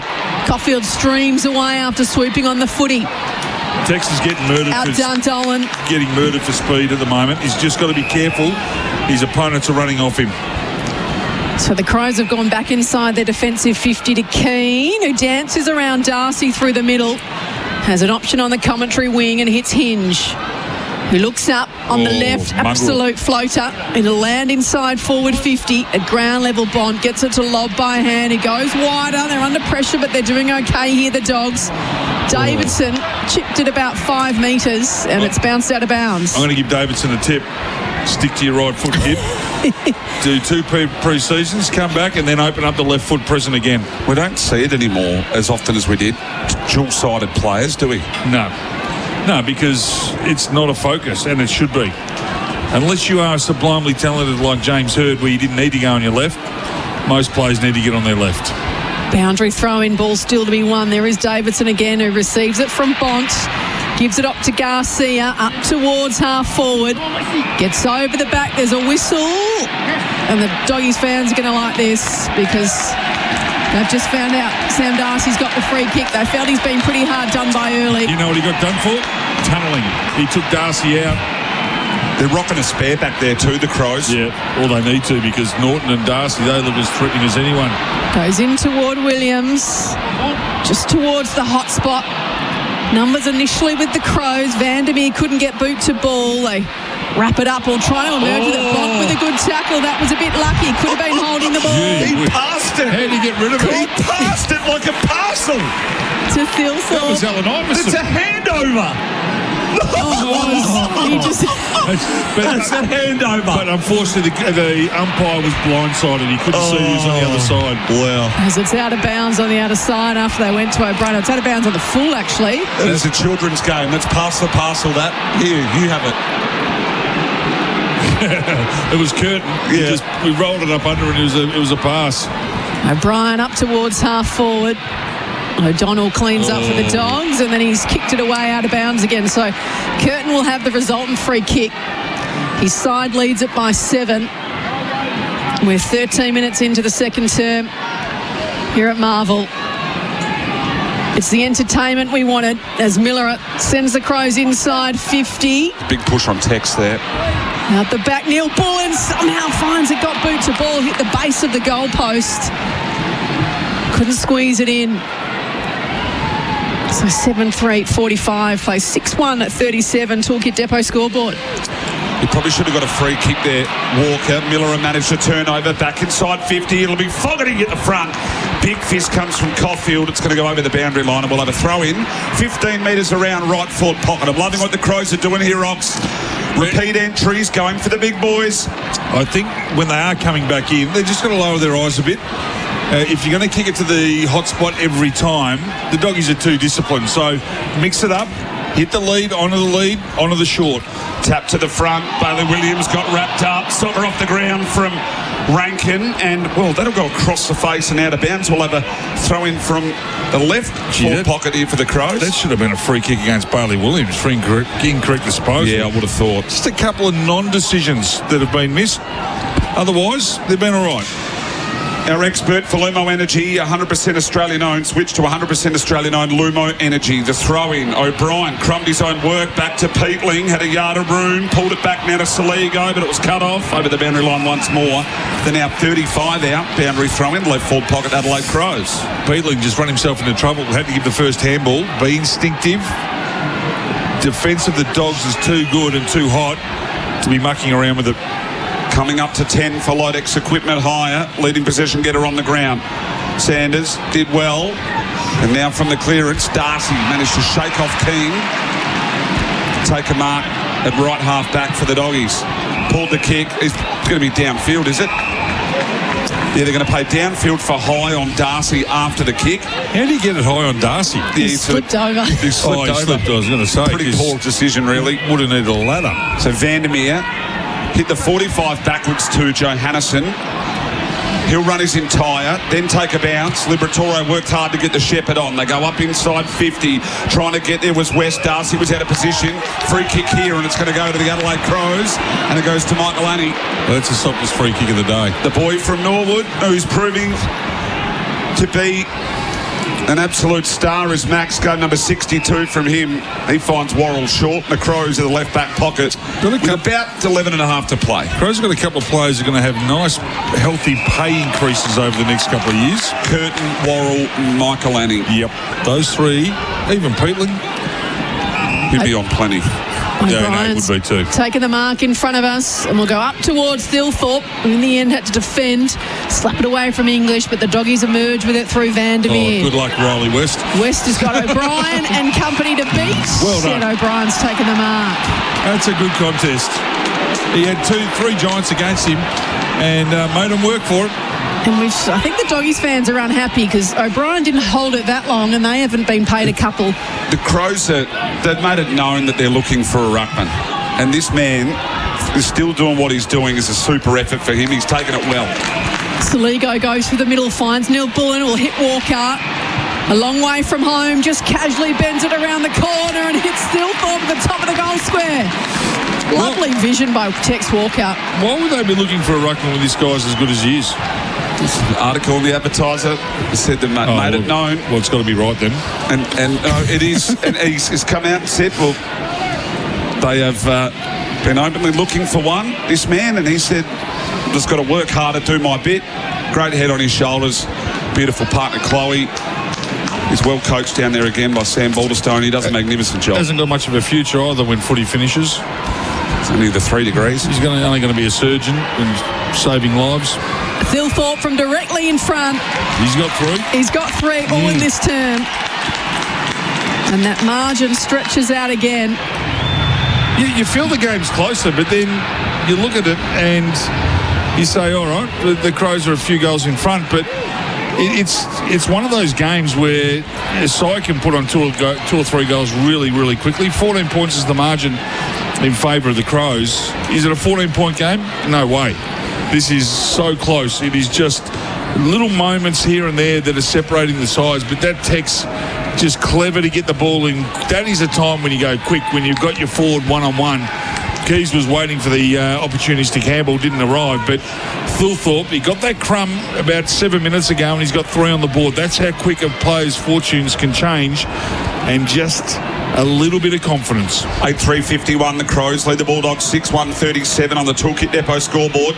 Clearance there from Darcy, who's in the centre bounce again. Yeah, Only went as far as Cook. Out towards right half forward. Target out there. It's Dawson, finds him. Keys was running, burnt him. Dawson wheels around on his left boot. Walker free in the pocket. Quick again. Fast ball movement. Elite kicking. The Crows are on, and this is what Walker loves. He can take a couple of steps and snap around on his left. Tight angle, 25 to 30 out. The last player I saw as good on his left as a key forward was Alan Jakovic. Shades of that here. Oh, he's good. He's good. He's so good, the big Texan. He's done that his entire career. Yep. And there's probably no forward in the game that's as good on a left foot snap right now than Tex Walker. Brings up his devil too. 666 goals for Big Texan. Oh, well, there'll be a few people out there touching their rosary beads box. Yes, there would be. The more importantly, the Crows, they're up by game high 20 points. Very religious, the Adelaide Crows supporter base. City of churches for a reason. Yes. Tex Walker, he gets one. And that's a contender for maybe goal of the day for McGain Real Estate. McGain Real Estate sold by McGain again. This is Crows Nation for Stillwell, Hyundai, Nailsworth, and OTRC Coffee, barista made at OTR. Miles Fitzner, Joe Watton, and the 173 gamer, 243 goaler, David Schwartz with you live from Marble Stadium. 57 plays 37 for Toolkit Depot. Been a couple of good snaps. Norton's had a good one on the opposite now, Big Texan. English from the middle, Libba. Got it to Bontempelli, who couldn't dispose of it. Peatling worried out of it. English on the deck. Hands and knees, they fight for it. Keys got it clear, only as far as Caulfield, who looks wide. Well, this is a big play. This is a big, big play right here. Dolan leads in the race. Swooped on it by Cook. Able to fling it back in play. Neil Bullen trying to get away from Richards. Does well. Gets it back towards Cook just inside the boundary line. Steps around Dolan and then shanks the kick. Oh, bowled him. But it bounces away from Williams. Rankin. What a text. Bramble knew it was coming. He telegraphed it, Rankin. And then Bramble. I thought he was going for English, but he was going over the top to Kennedy. He was taken. The Doggies don't want to give up the next. It's 20 points. 26 at half time is not really enjoyable when you're going in as a Doggies supporter or player. Can we get some numbers on Kennedy for Lodex? Yes. Because he has been quiet. Well, he caught one in the eye before, and we spoke about that. As Fogarty takes the mark inside 50, 48 from goal. The kick to the wing went out to Norton, who's gone cold because he hadn't kicked a goal for 10 minutes, has he? Three touches to Kennedy, 2 kicks and a handball. Might keep an eye on him for Lodex Equipment Hire because he's normally a big part of the engine room and he is as cold as ice. Now, Butts has been substituted out, folks. Oh, this could be big news. So he has been substituted out. So Chase Jones is in. Chase Jones is in. So he's out injured. We'll chase that up right now and see what the reason for that injury is. Fogarty from 48. He's been perfect today so far, but that one is offline. So it doesn't add to the 2 goals he already has. Just some stats, Miles, because I know you're going to ask shortly. Libba has had 14, 13 to Bont. Cumming has only had the 10. He had that in the first quarter. Dawson 10 and Laird 10. And here is the Bont. The Bont and Libba have lifted this term for the Dogs. Certainly have. They find Richards, their ginger star, in the middle of the ground. Feigned one way or the other. Is Kennedy on cue, 60 from home. Then to Bontempelli. Stars aligning. Richards was still there. Options deep. English is wider. Darcy comes straight out at him. Ignored that too. Goes out towards the pocket. Target is going to be, well, the most unlikely of Cooper Hines. I want to see how that happened. All the big names made the room at the front, and they followed him. I've just hit my head on the computer desk. And Cooper Hines. Concussion. Let's look it up for the replay. Got to go past the head injury proviso. Hines comes around, kicks a goal, and they just managed to stay in the game. 9-4-58.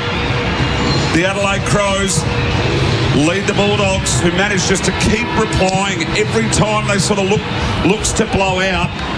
The margin back now to 15 points. It was just Miller. He got lost in the contest because that was a slow footy coming in. Hines had so much time. He marked it on his chest and he was waiting for the contact to arrive. Yeah, he was. He actually kicked it like Brady Johnson too, the number 6. So good finish there. There's been goal kicking today has been exceptional. 9-4 to 7-1. Crows by 15 for Stillwell Hyundai Nailsworth and OTRC Coffee. Barista made at OTR, and our expert for Lumo Energy. Switched to 100% Australian owned. Lumo Energy is David Schwartz. So we've had 21 shots at goal. We've kicked 16, so only 5 behinds. And if they were putting, they are hitting the middle of the cup. That's how accurate they've been at goal, both these sides. That's a ball up, umpire. Yeah, it's 5 goals to 4 in this term. Crows' favour here. It bounced away, Ox. Well, it's just it's favoured the Bulldogs by 5 metres. They'll get a secondary ball up anyway. West tried to emerge that had it knocked away. Bontempelli. And somehow Libba got boot to ball. Saligo did well, though. Got it to Cumming, who shuffles it to Berry, to Keys, to Dawson, all by hands in close proximity.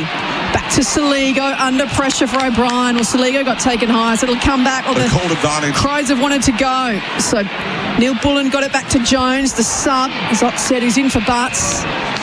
Fogarty. I think he was going for Berry, but it carried over the top in English. Oh, yuck. Can mop it up, although he's kicked a little up and under. Dawson got right out of it in the end. So just heard a little bit of pitter-patter there. Oh, he... I mean, I would too, but... Wow. Should have taken that. He'd usually take those, Dawson.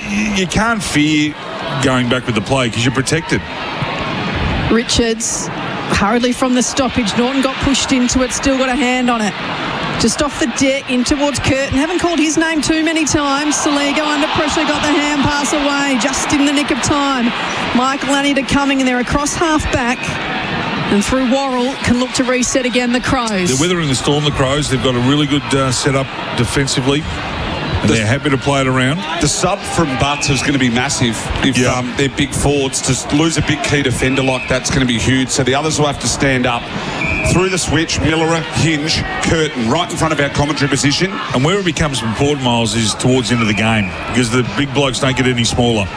Miller, Worrell, Laird, they've switched it right back to centre wing, far side.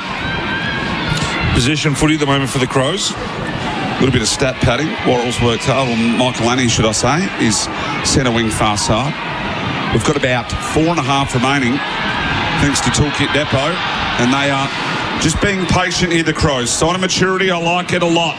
Long up the line, get into the front, Bontempelli, and shrug 1-2. He just charges away. Hits up Vandermeer, it's opening up out the back. Norton wants it deeper. It's going to be a 1-on-1 v Miller.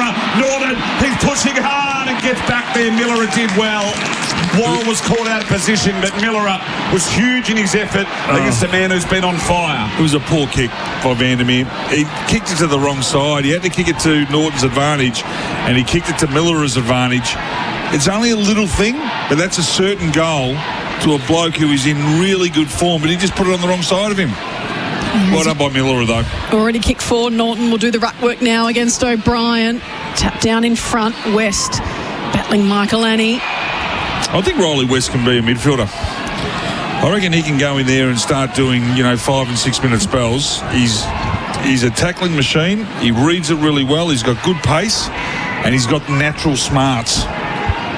Just got to work on that engine of his. Norton gets rid of O'Brien. Boot to ball and hurry. It's gone across the face. And just floats in for a behind. That was a bit easy, wasn't it? Bit easy, just out-muscled him. Big Norton, the big guns. 9-4-58 the Crows, 7-2-44 the Doggies. Curtin with a big fly at left half back. He just wheeled around on his left, found a target in Saligo. Try to play on at all costs here. Led back to Saligo, little handball. So he gets it at the interchange, looking long up the line. Walker over the top. It's going to be a free kick for High. It is going to go to Walker, I think. Yeah, bit of an ear massage. So back to Walker, 75 from home, left half forward. Had an option in the pocket. Ignored that, up towards a hot spot. Fogarty with a big fly over the top, O'Brien. So the Doggies' defence is holding up and it's doing pretty well, but Walker's managed to cut off the clearing kick. Back inside 50 it goes once more. Get into the front was Dawson. Big punch, Cotfield did really well. Oh no. They paid the free kick. We'll see this on the replay here, and I've got a funny feeling that the crowd aren't going to like it. I want to have a look at it because he got there late. I want to know if he took the arms.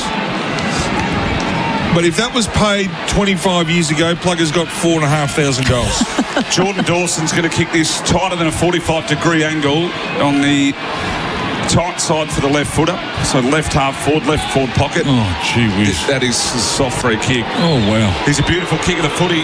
Is Jordan Dawson. Hits it from 40. He's hooked at a tad. It's gone across the face of goal. Big pack of players for him. Rankin in there. English there also. West. No real possession. West did well. Flicked it out in the stoppage to Bontempelli, who has a yard of room and he looks to clear the kick. And it is all the Adelaide Crows set up through the middle of the ground. It had to be better than that, the Bont. He just blasted away and didn't even really have a look. And they just had the wall set up. And he hit right in the middle of the wall in between four of them. So they swung it across to Hinge, commentary side. Kicks a floater, but there's a whistle off the ball and it's going in the Bulldogs' favour. Yeah, it looks like it. It's happened on the paint of 50, and West momentarily had his hands on his knees. He's one of the most improved players this season, Riley West. He's had a great year. His dad could play. Yeah, he was okay. Kicks it wide. To O'Donnell, they're moving it swiftly. Only 7 Sanders on the outer side. And he gets the free kick. The Bronx cheers from the Doggies fans. This is the loudest I've ever heard the Doggies fans. They're up and about here. Absolutely. He's English. Gives it off to O'Donnell, who goes wide. Wasn't a great handball, though. To Sanders, who's worse than that kick. Popped it, and up and under. Pack forms, Fraser at the front. Hurriedly the hand pass away. Dale inside 50. Richards lurking again. Tries to get boot to ball while under pressure and will trickle over the boundary line just next to the left behind post. He'd be a good forward too, Richards. We'll never see him there as a forward, but he's got good craft. His tank, his ability to, like when you see him live, to get to where the footy is enormous. It's like a red flash. 14-point margin, just over a minute to play. The Crows lead. Flash. Get to the front here, Norton. Richards was there also. Bontempelli. Kennedy. Soccer off the ground. Fraser through now for a minor. Good goalkeeping by Keane. Certainly was. Back there, the Irishman. Bit of Gaelic footy. Just shuffled across like a crab and made it stop. We're inside the last minute. 9-4-58 the Crows. They lead the Doggies 7-3-45. So 13 points in margin. Got out to 21 at one stage in favour of the Adelaide Crows. Curtin across the front. Got a hand to it. Dawson over the back. Neil Bullen was crumbing at the front. Received the handball. Curtin did well. Managed to break the line. Lowers the eyes. Goes up towards half forward. Finds Cook. He's got him leading back. Keys is back there. Phil Thorpe's going to be the target. And he takes a mark. That was Curtin's goal. Curtin was so strong. He got rid of Johannesson and the game opened up. Little moments are just going Adelaide's way at the moment because of smarts and just better body positioning. This nearly on the siren at three-quarter time to take the torpedo for 4 for the corner.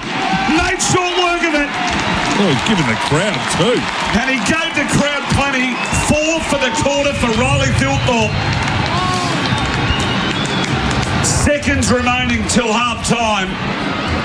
And the Adelaide Crows back out to 19 points. And what a big moment that was in the game for Budget Car Rental. Get on the road faster, David Schwartz. Well, it came from nothing. His 4 goals have come from nothing. It came from a crumb. And then you can see his confidence build. And then he got a nice, easy Dorothy Dix up the middle. And then he's taken another good grab. And on that occasion, that's just a great finish. It's amazing that a player can snap out of a form slump by just one little moment. And a piece of crumbing brilliance, really good snap, and his afternoon begins. And 4 goals and a quarter. Norton's got 4 as well, and the Adelaide Crows got control of this first half. As the siren sounds for half-time, it was a 10-goal turn. We're getting the shootout we are after, but it's the Crows who lead it by 19. 10-4-64, the Doggies 7-3-45. We've had entertaining goals and some really crashing footy. It's been superb here under the roof at Marvel Stadium. We're off to a sea coffee break thanks to OTR. OTR has all your coffee needs sorted 24/7. Stick with us on the other side of this at Marvel. That quarter on Crows Nation was for Toolkit Depot. Toolkit Depot's massive clearance sale is on now.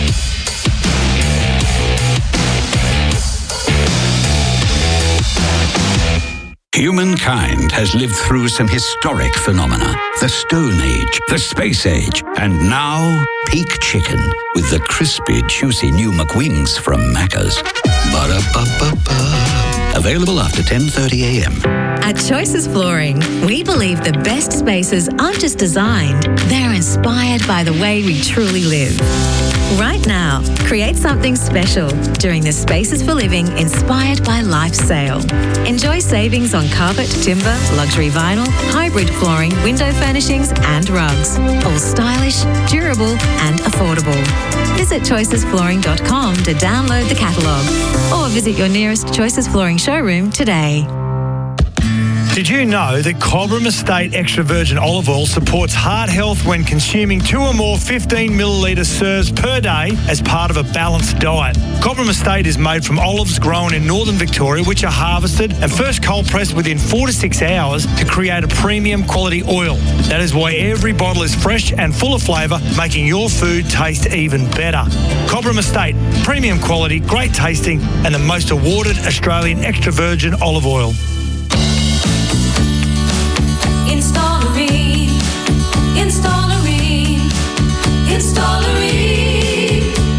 For the hottest of hot butter you've ever seen. Ream comes on steady, hot and strong. It just keeps on and on. Want the assurance of an Aussie family-sized electric water heater with a 12-year cylinder warranty? Installerine.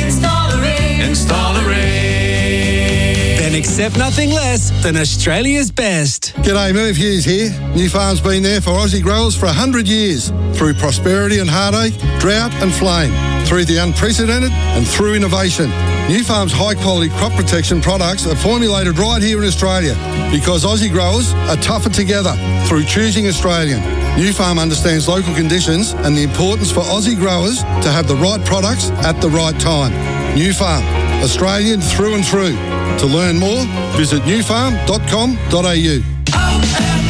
It's here, OMF's massive end of financial year sale with some of our best offers and $10 million of stock to clear. Grab the award-winning Revivify Support for under $800 or the new Mornington Flex for under $1,300. Take up to 20% off bedroom furniture and up to 60% off floor stock while it lasts. Plus, take an extra 10% off selected already reduced mattresses for even bigger savings. Hurry, stock is limited. Ends Sunday at OMF, the home of mattress, bedroom, bedding and furniture. Every coach knows it's hard work building a winning team, and finding the right players isn't easy. When it comes to apprentices and trainees, there's nobody better in the game than MEGT. MEGT can help you recruit the key position players you need to keep your business moving. They can also take care of wages and provide ongoing support and mentoring to keep your business ahead of the game. So, if you're needing to build a winning team, call MEGT today on 134 767 or visit MEGT.com.au. G'day, Dwayne Russell here. It's the weekend, the game's on, you got the snacks, but what about the drinks? Don't worry, Liquorland will have you raising your glass in no time. Get your favourites delivered straight to your door with free express delivery when you spend over $99. When the game's heading up, Liquorland will bring the drinks so you won't miss a minute of the action. To the footy. Cheers. Liquorland. 18 plus only. T's and C's apply. Express delivery not available in SA or NT. Delivery fees may apply. Choose to drink wise. SEN is always your number one home for everything in sport. Miss something or just want to hear it again? Catch up on the SEN app and discover podcasts of all your favourite shows and interviews. Download the SEN app and listen back today.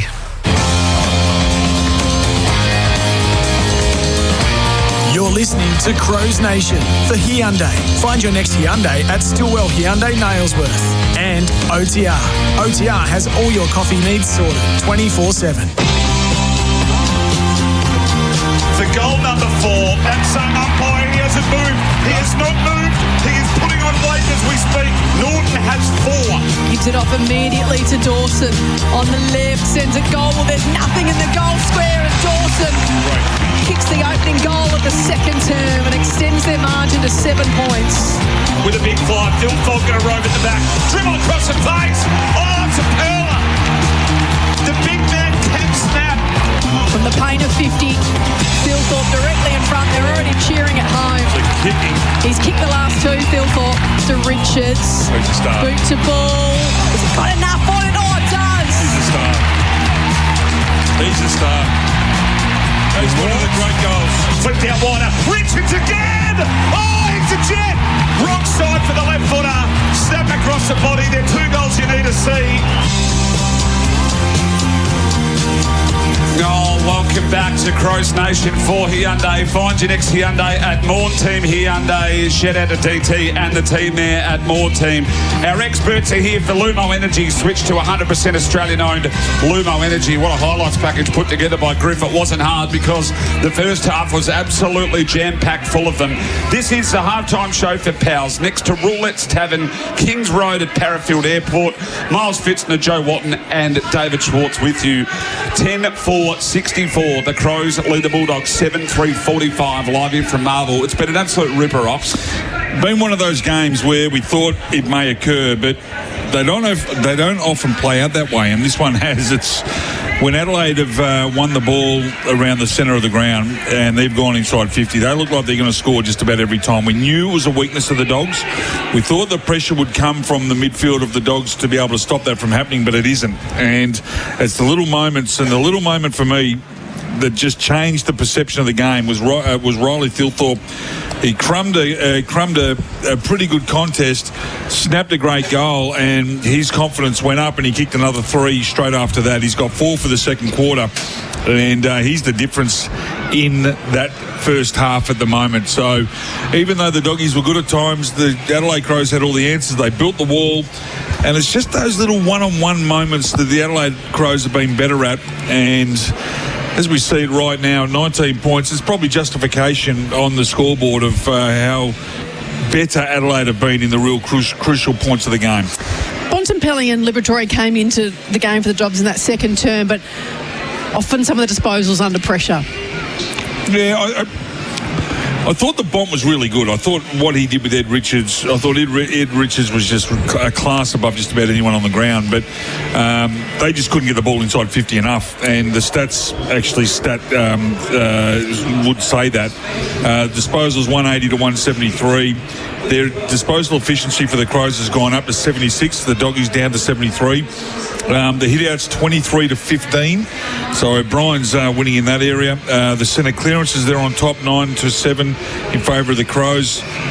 Contested possession, they're down a little bit there. The Doggies are winning that 71 to 65. No surprise with what they've got. And pretty much all the other stats are around about the same. But the big one is time in possession. The Crows lost time in possession last week to the D's significantly. This week they're 47 to 37. So they've got their hands on the footy and they're controlling a lot of the play. A few goal kickers to get through. Thilthorpe and Norton both have 4. Richards and Fogarty both have 2. Walker, Dawson, Curtin and Cumming all have 1. And Cooper Holmes 1 there for the Bulldogs. Let's get through a few of these. Who was the best offender for the first half for Murray's Pest Control? Played pests at their own game with the team from Murray's. Well, I would have said the first quarter was Rory Lobb. Yeah. Certainly wasn't the second quarter, was it? He had four kicked on him. Maybe Curtin. Curtin's been playing back. He's been very, very good. He's a fine footballer. He's getting better and better. He's had the 11 touches, and he's also kicked a goal. It's his speed, though, and his decision-making that makes him a really dangerous player. And I'm probably being a bit generous playing him in defence because he plays wing, but he pretty much plays wherever he wants. And that's the beautiful thing about what Curtin delivers. He's unpredictable. So Curtin for me. A big moment today for budget car rental. Get on the road faster. Call 132727. Well, we spoke about Phil Thorpe's ability to crumb that goal. His day just changed significantly as soon as he crumbed and snapped, and then he got another 3. So that moment was huge for him and huge for the Crows. What's a trial move for CMAX? You can join a paid clinical trial at CMAX. Maybe a move for the second half we could see that they could try. I want to see Riley West going to the midfield. I reckon he gives a little bit of grunt. Join a paid clinical trial at CMAX. What about a hot or cold player today for Panasonic Air Conditioning? Panasonic Comfort Cloud. What you can do with this is you're at home with your phone and you set your air conditioning from your dog and bone. I've just done it. I've just turned the room up a little bit just to get a little bit of warmth. Kennedy, cold as a pie. 4 touches. He got a poke in the eye, but as we said, you can still operate with 1, and he's only had the 4 touches. And we've had 2 players that have been on fire, Norton and Thilthorpe, who have kicked 4 first half goals. 4 first half goals. 4 first half goals, We got there in the end. And for the game... It's hard when you're throwing Phil Thorpe. Yeah. Phil Thorpe was 4 first half goals. What about a mark of the first half and McGain Real Estate sold by McGain again? There haven't been a lot of hangers or a lot of great marks, but probably Norton in the first quarter. Or the O'Brien contested back here with the flight. He took a good grab as well. That's right. The power play rankings for Red Energy switched to 100% Australian-owned Lumo Energy. 63 is the leader, and guess who? Phil Thorpe and Norton. Let's just call him Rory. Bonapelli's had 60, Dawson's had 58, and 57 to O'Brien and Tim English. The halftime floor show for Ross. I'm not going to say it. No. We're the halftime floor show for Pals next to Roulette's Tavern, Kings Road, Parafield Airport. Hey, Ox, we're off to a sea coffee break thanks to OTR. Yep, love it. They have all your coffee needs sorted 24/7. This is Crows Nation right around the country. 10-4, 64. The Adelaide Crows lead the Doggies 7-3-45. Back right after this. You're listening to Crows Nation for Hyundai. Find your next Hyundai at Stillwell Hyundai Nailsworth. And OTR. OTR has all your coffee needs sorted 24/7. At Choices Flooring, we believe the best spaces aren't just designed, they're inspired by the way we truly live. Right now, create something special during the Spaces for Living Inspired by Life sale. Enjoy savings on carpet, timber, luxury vinyl, hybrid flooring, window furnishings and rugs. All stylish, durable and affordable.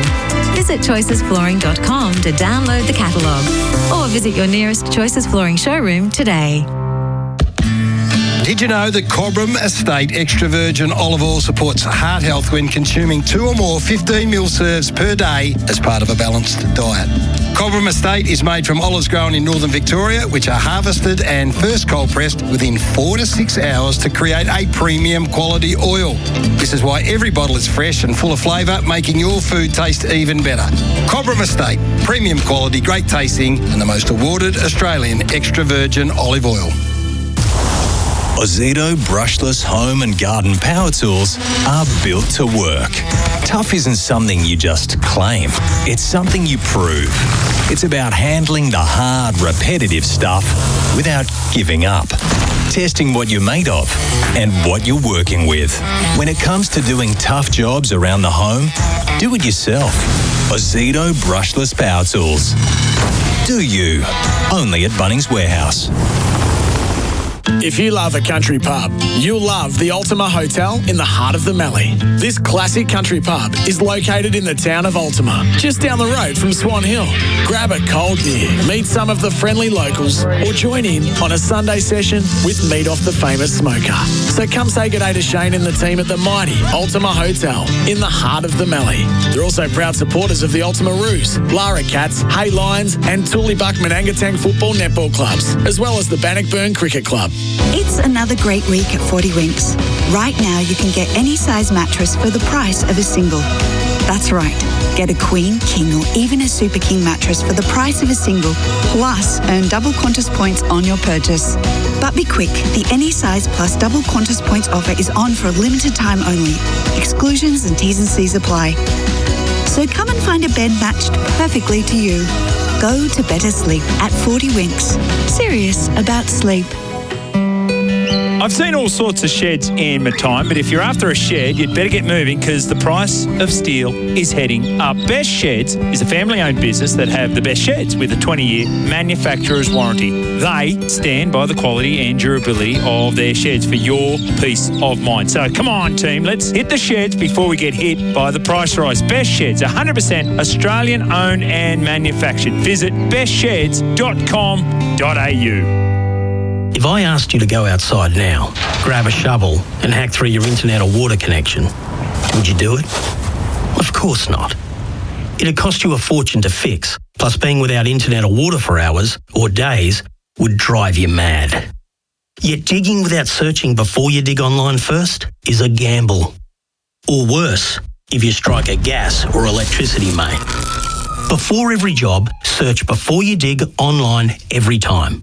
And never dig blind. Mate, if I say the word laser, what do you think of? Laser tag? Pew, pew. No, you clown. Laser cutting. Close. Laser welding? Correct.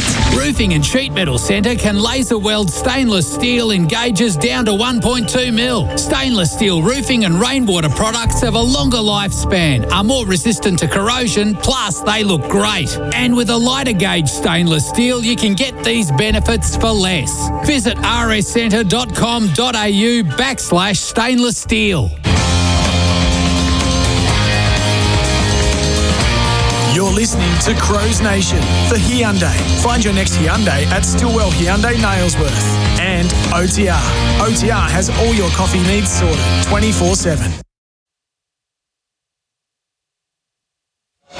Welcome back to Crows Nation. All thanks to OTR has all your coffee needs sorted 24/7, and you can find your next Hyundai at Stillwell Hyundai Nailsworth. Miles Fitzner, Joe Watton, and 173 gamer, 243 goaler David Schwartz with you here at Marvel Stadium. 10-4-64. The Crows are on as they lead the Bulldogs 7-3-45. Ox, we've already seen the sub made for the Crows. Butts have been subbed out, and Chase Jones is on. Look at Callum Poulter's the sub remaining for the Doggies. But what are you expecting to see in the second half? It looks like it's still going to be a 30-goal game of football. Yeah, it is. If the Doggies are going to be a chance to win this game, it's not their offensive work that's really good. It's when they turn the ball over that they've got to be better. They've got to be able to slow the ball down. And when the ball goes inside 50, they look like they're being opened up really, really quickly. So they've just got to be better at pushing Adelaide wide and making sure that the Crows kick short rather than kick long inside an open 50, because that's where they've been really dominated in at the moment. The midfield battle is important. We know that. We know that if they get the ball inside 50 to Aaron Norton or Sam Darcy Darcy's not going to have a quiet half like that again. He was a millimetre away on probably 5 or 6 occasions where he probably should have won a free kick or even taken the grab. He's pretty close. So I'll say it again, it comes down to the midfield. If the midfield are putting pressure on for the Dogs, they're a chance. If not, Adelaide go on and win this game. Simple as that. The scoreboard, all thanks to Revo Fitness. You can smash your goals with Revo Fitness from only $9.69 a week. And, well, the goal umpires certainly might need to go to Revo Fitness. They didn't get much of a workout about the goal kicking. 10-4 to 7-3. They have stopped and just looked to the skies here under the roof at Marvel. Superb conditions here under the roof this time of year. So the live ladder, ladies and gentlemen, Adelaide Crows right now 48 and a percentage of 138.4. So best percentage, they're only 2 points off second and only 2 games off top. but it gives them a game clear of the Cats, the Gold Coast Suns and the Hawks, and then obviously 2 games clear of the Western Bulldogs. Huge game for the Doggies. They fall 2 games behind the Adelaide Crows. They're probably missing a top 4 position, so they have got a bit of work to do, being 19 points down here at half-time. If they are to win today, they go level with the Adelaide Crows, and then it becomes game on. Phil Thorpe with 4, Norton with 4. Funny how it all works out. Remember, the Crows bid on Riley Phil Thorpe. A bit on Jamara Ugle-Hagan, I should say, but then the Western Bulldogs matched, so then they ended up with Jamara Ugle-Hagan, and the Crows ended up with Riley Philthorpe. It's funny how it works out. Swings and roundabouts. Things that way in the 2020 draft as well. He debuted in round 6, 2021, did Philthorpe. Kicked 5 from 16 touches. He's now played 69 games, 92 goals before today. Takes a long time for the big boys to develop, Miles. A long time, and he's just starting to see the fruit now. All thanks to Lodex Equipment Hire, Revo Fitness. Smash your goals with Revo Fitness, and of course you can find your next Hyundai at Stillwell Hyundai Nailsworth. OTR has all your coffee needs sorted 24/7. Miles Fitzner, David Schwartz and Joe Watton to get the second half underway as the Crows lead the Bulldogs 10-4-64 to 7-3-45. So the umpire gets set. Taking a time, delicate approach, second half underway. It's a good bounce, perfect bounce in the end, and the umpire's found a whistle for holding in the ruck contest. So English goes hurriedly, sends them forward. Norton on a long lead, a little bit underneath it. At ground level, West does the tackling, and he's done it too high. Just an update on Jordan Butts. He's been taken to hospital with a chest injury. So we'll just keep an eye on that. It was an early sub in that second term. Chase Jones joined the field of play. Kick from Michael Lenny out towards O'Brien. Dale tried to find English. He was worried out of it by Hinge.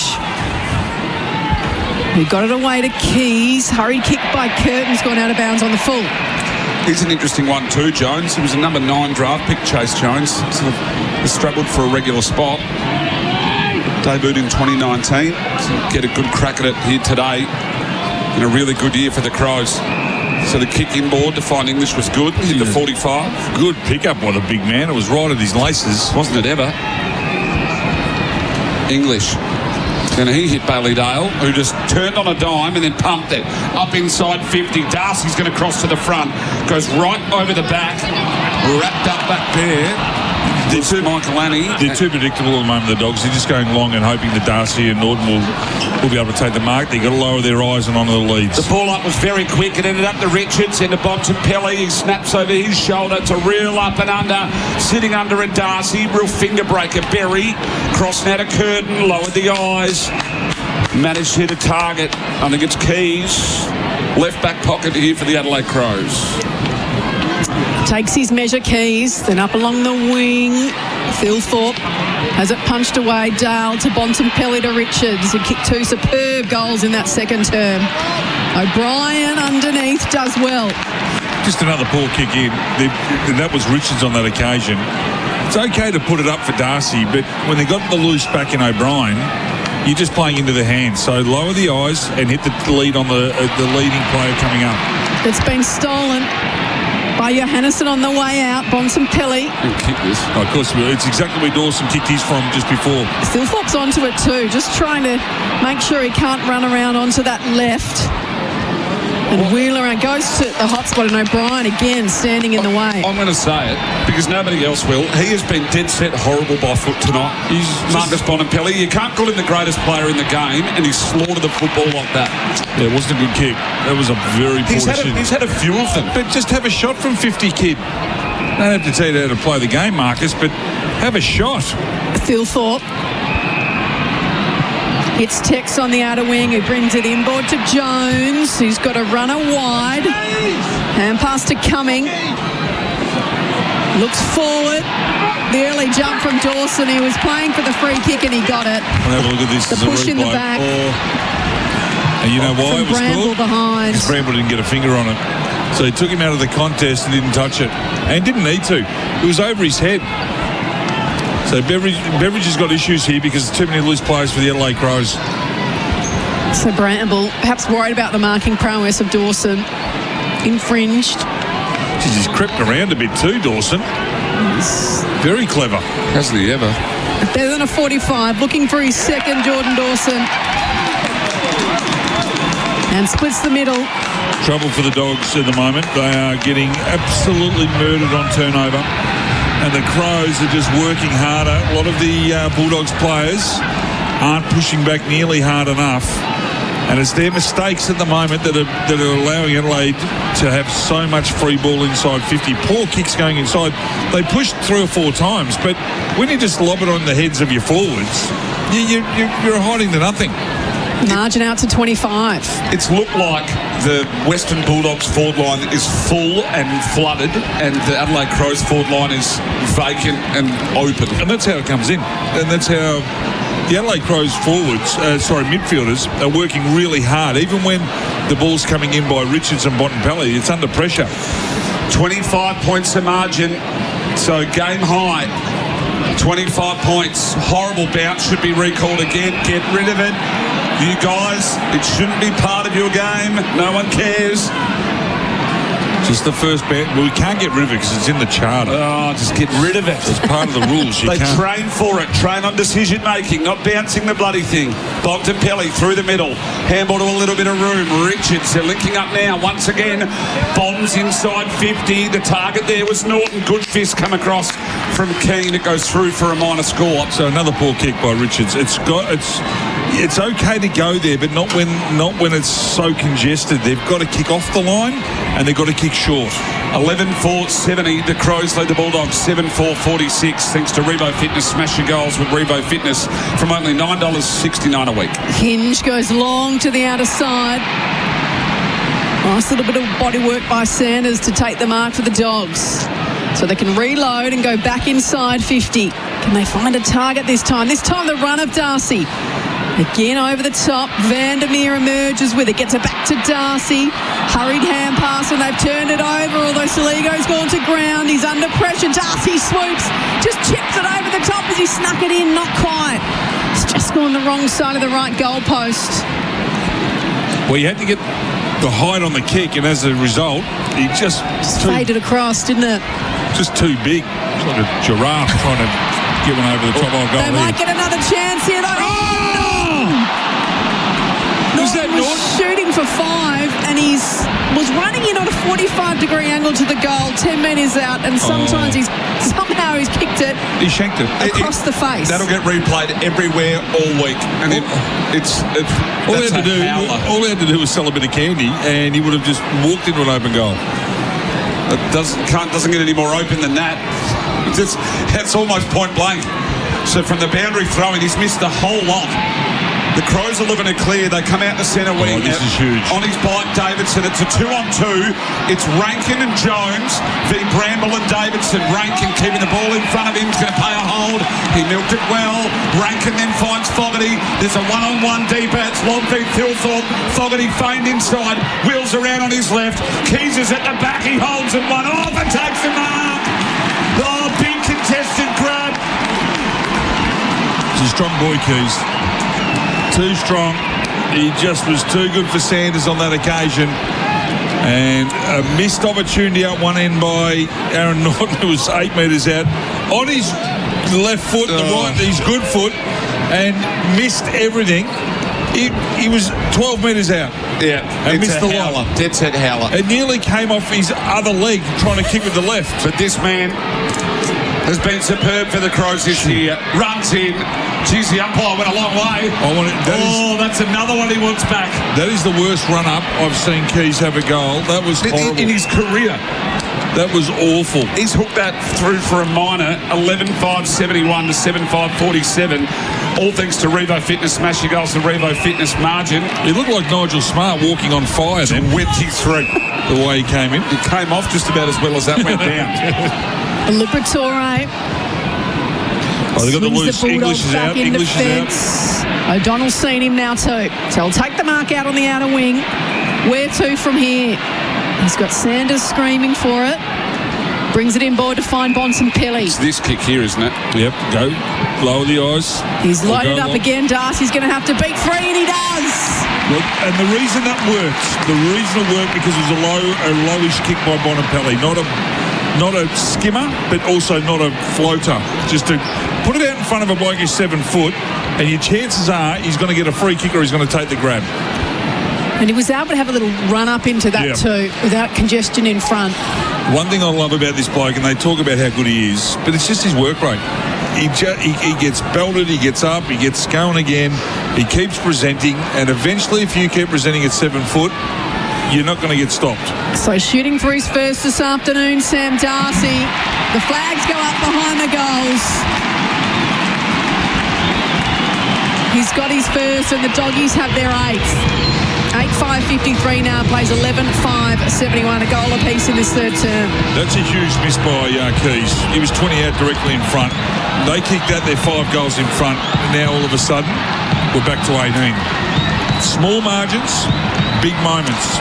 For Budget Car Rental, get on the road fast to call 132727. Couldn't have said it better. Ox, it was an enormous... Well, it was a huge miss at one end that looked like the game could have been pretty comfortable at the other for the Adelaide Crows. They go end-to-end with arguably their best passage of play for some time, the Bulldogs. The margin back to 18 points, got out to 25 at the start of this quarter. And OTR's got all your coffee needs sorted. 24/7, jump on the app too. They'll pre-order them and it's wheel on in. Oh, Darcy goes off after kicking a goal. I hate that. Wheel on out. So Garcia in the middle for the Bulldogs. Hopefully he can get it started in there for them. Dale, he's at half back. He was under pressure from Curtin, who's just been electric. So left half full turnover. Dawson now snaps, goes back inside 50. It was a 1-on-2. Fogarty did well to create the contest. Overran it a little bit though. Was Worrell. Back now to Fogarty. He's going to run into a sidestep one. Down on his left. And he kicks a goal. The kid from Lucendale's a star. He kicks his third with a little shimmy and a left foot snap. Did having trouble defending at the moment, the Dogs. When the ball goes inside 50, they are at sea. It's almost like they lose their balance. On that occasion, they had 2 players zoning in defensive 50 in the corridor, but that's not where the ball's going to go. Bontempelli can't be right. If you've got Darcy Fogarty running away from you, sidestepping then another defender, and Bontempelli's chasing, he can't be right. You've got to keep a watch on him here. But I watched him take off. He's not right. No, I just reckon he had him on the wrong angles.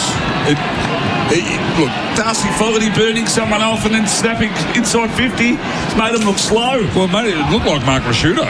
Didn't it ever? It looked like LaRue on the run. 24 points of margin. There is Bontempelli, who flips it over the top to Garcia, who gets past O'Brien, runs a good measure, and then puts it out in front. No mark taken. Was that Kennedy?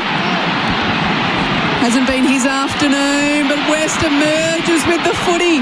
Flying shot towards goal. Davidson's taken it, carried across the face. That is a really good grab. I don't know if it was inside the boundary line. No, it has been called that way, Ox.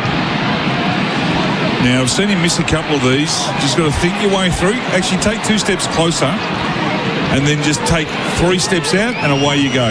1, 2, 3. Check bang. side. Tightish of angles. Oh, he's kicked to Davidson. Margin back to 3 goals, and we're goal for goal in this third term on the scoreboard thanks to Revo Fitness. Smash your goals with Revo Fitness. This is unbelievable game of footy. There's a bit happening, isn't there? It's just happening everywhere. And there's some seriously good play going down. Like, that's a great mark. Riley West was having a shot. It was just a poor kick. Gee, I don't know if that was touch and go. The umpire was in the right spot. Wouldn't mind having another look at it. This will be the angle. Geez, that was a throw.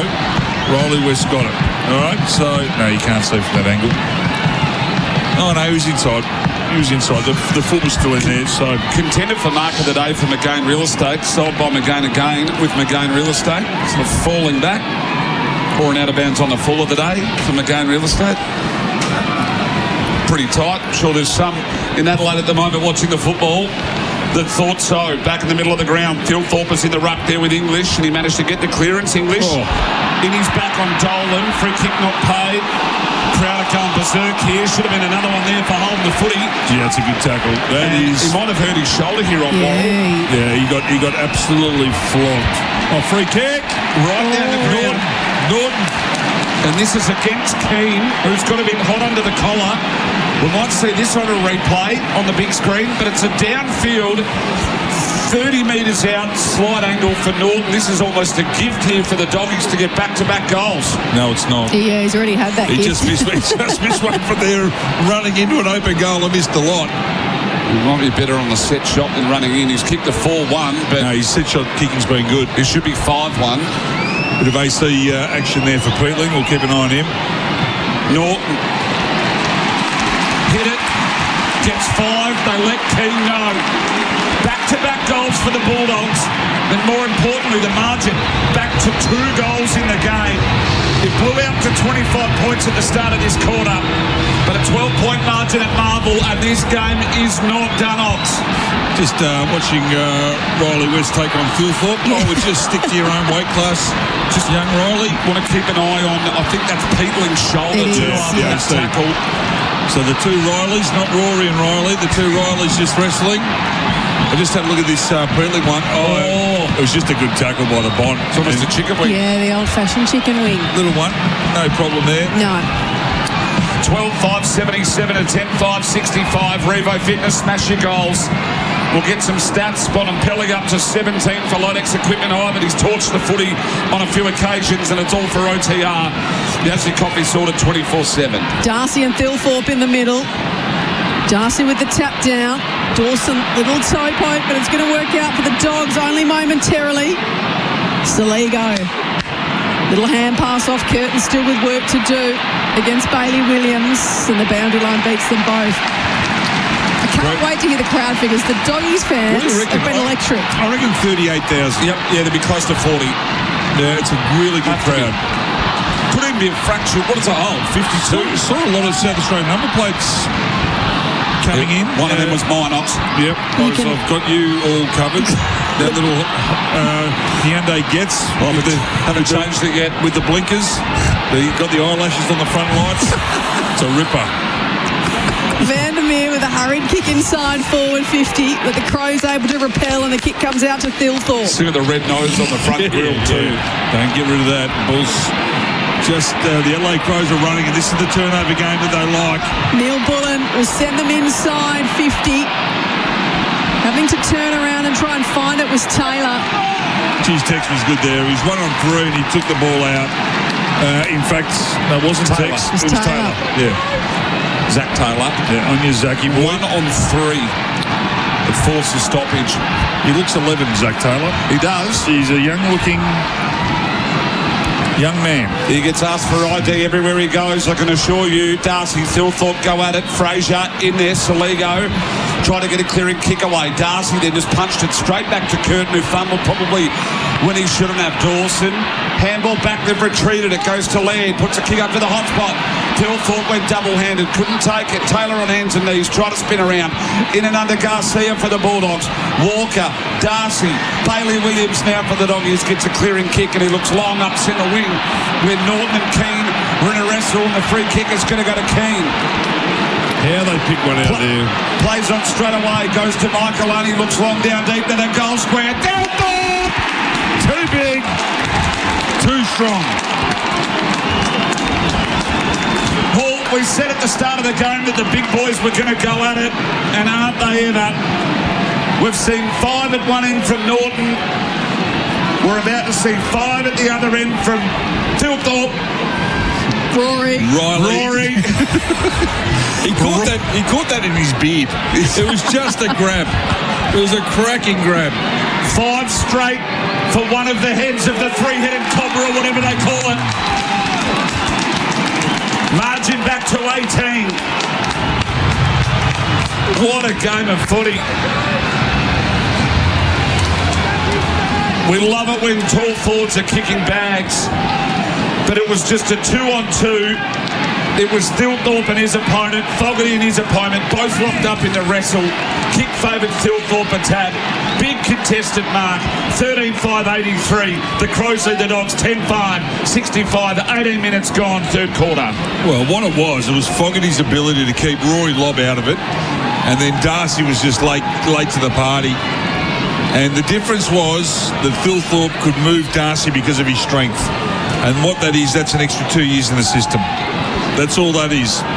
He's a big man, Thilthorpe, and he's probably got 10 or 15 kilos on Darcy. He'll get there, but that's just the difference in size. Well, it's Darcy in the middle, doing the ruck work against O'Brien. Dawson over the footy, got it to O'Brien, who just hacks it on the boot.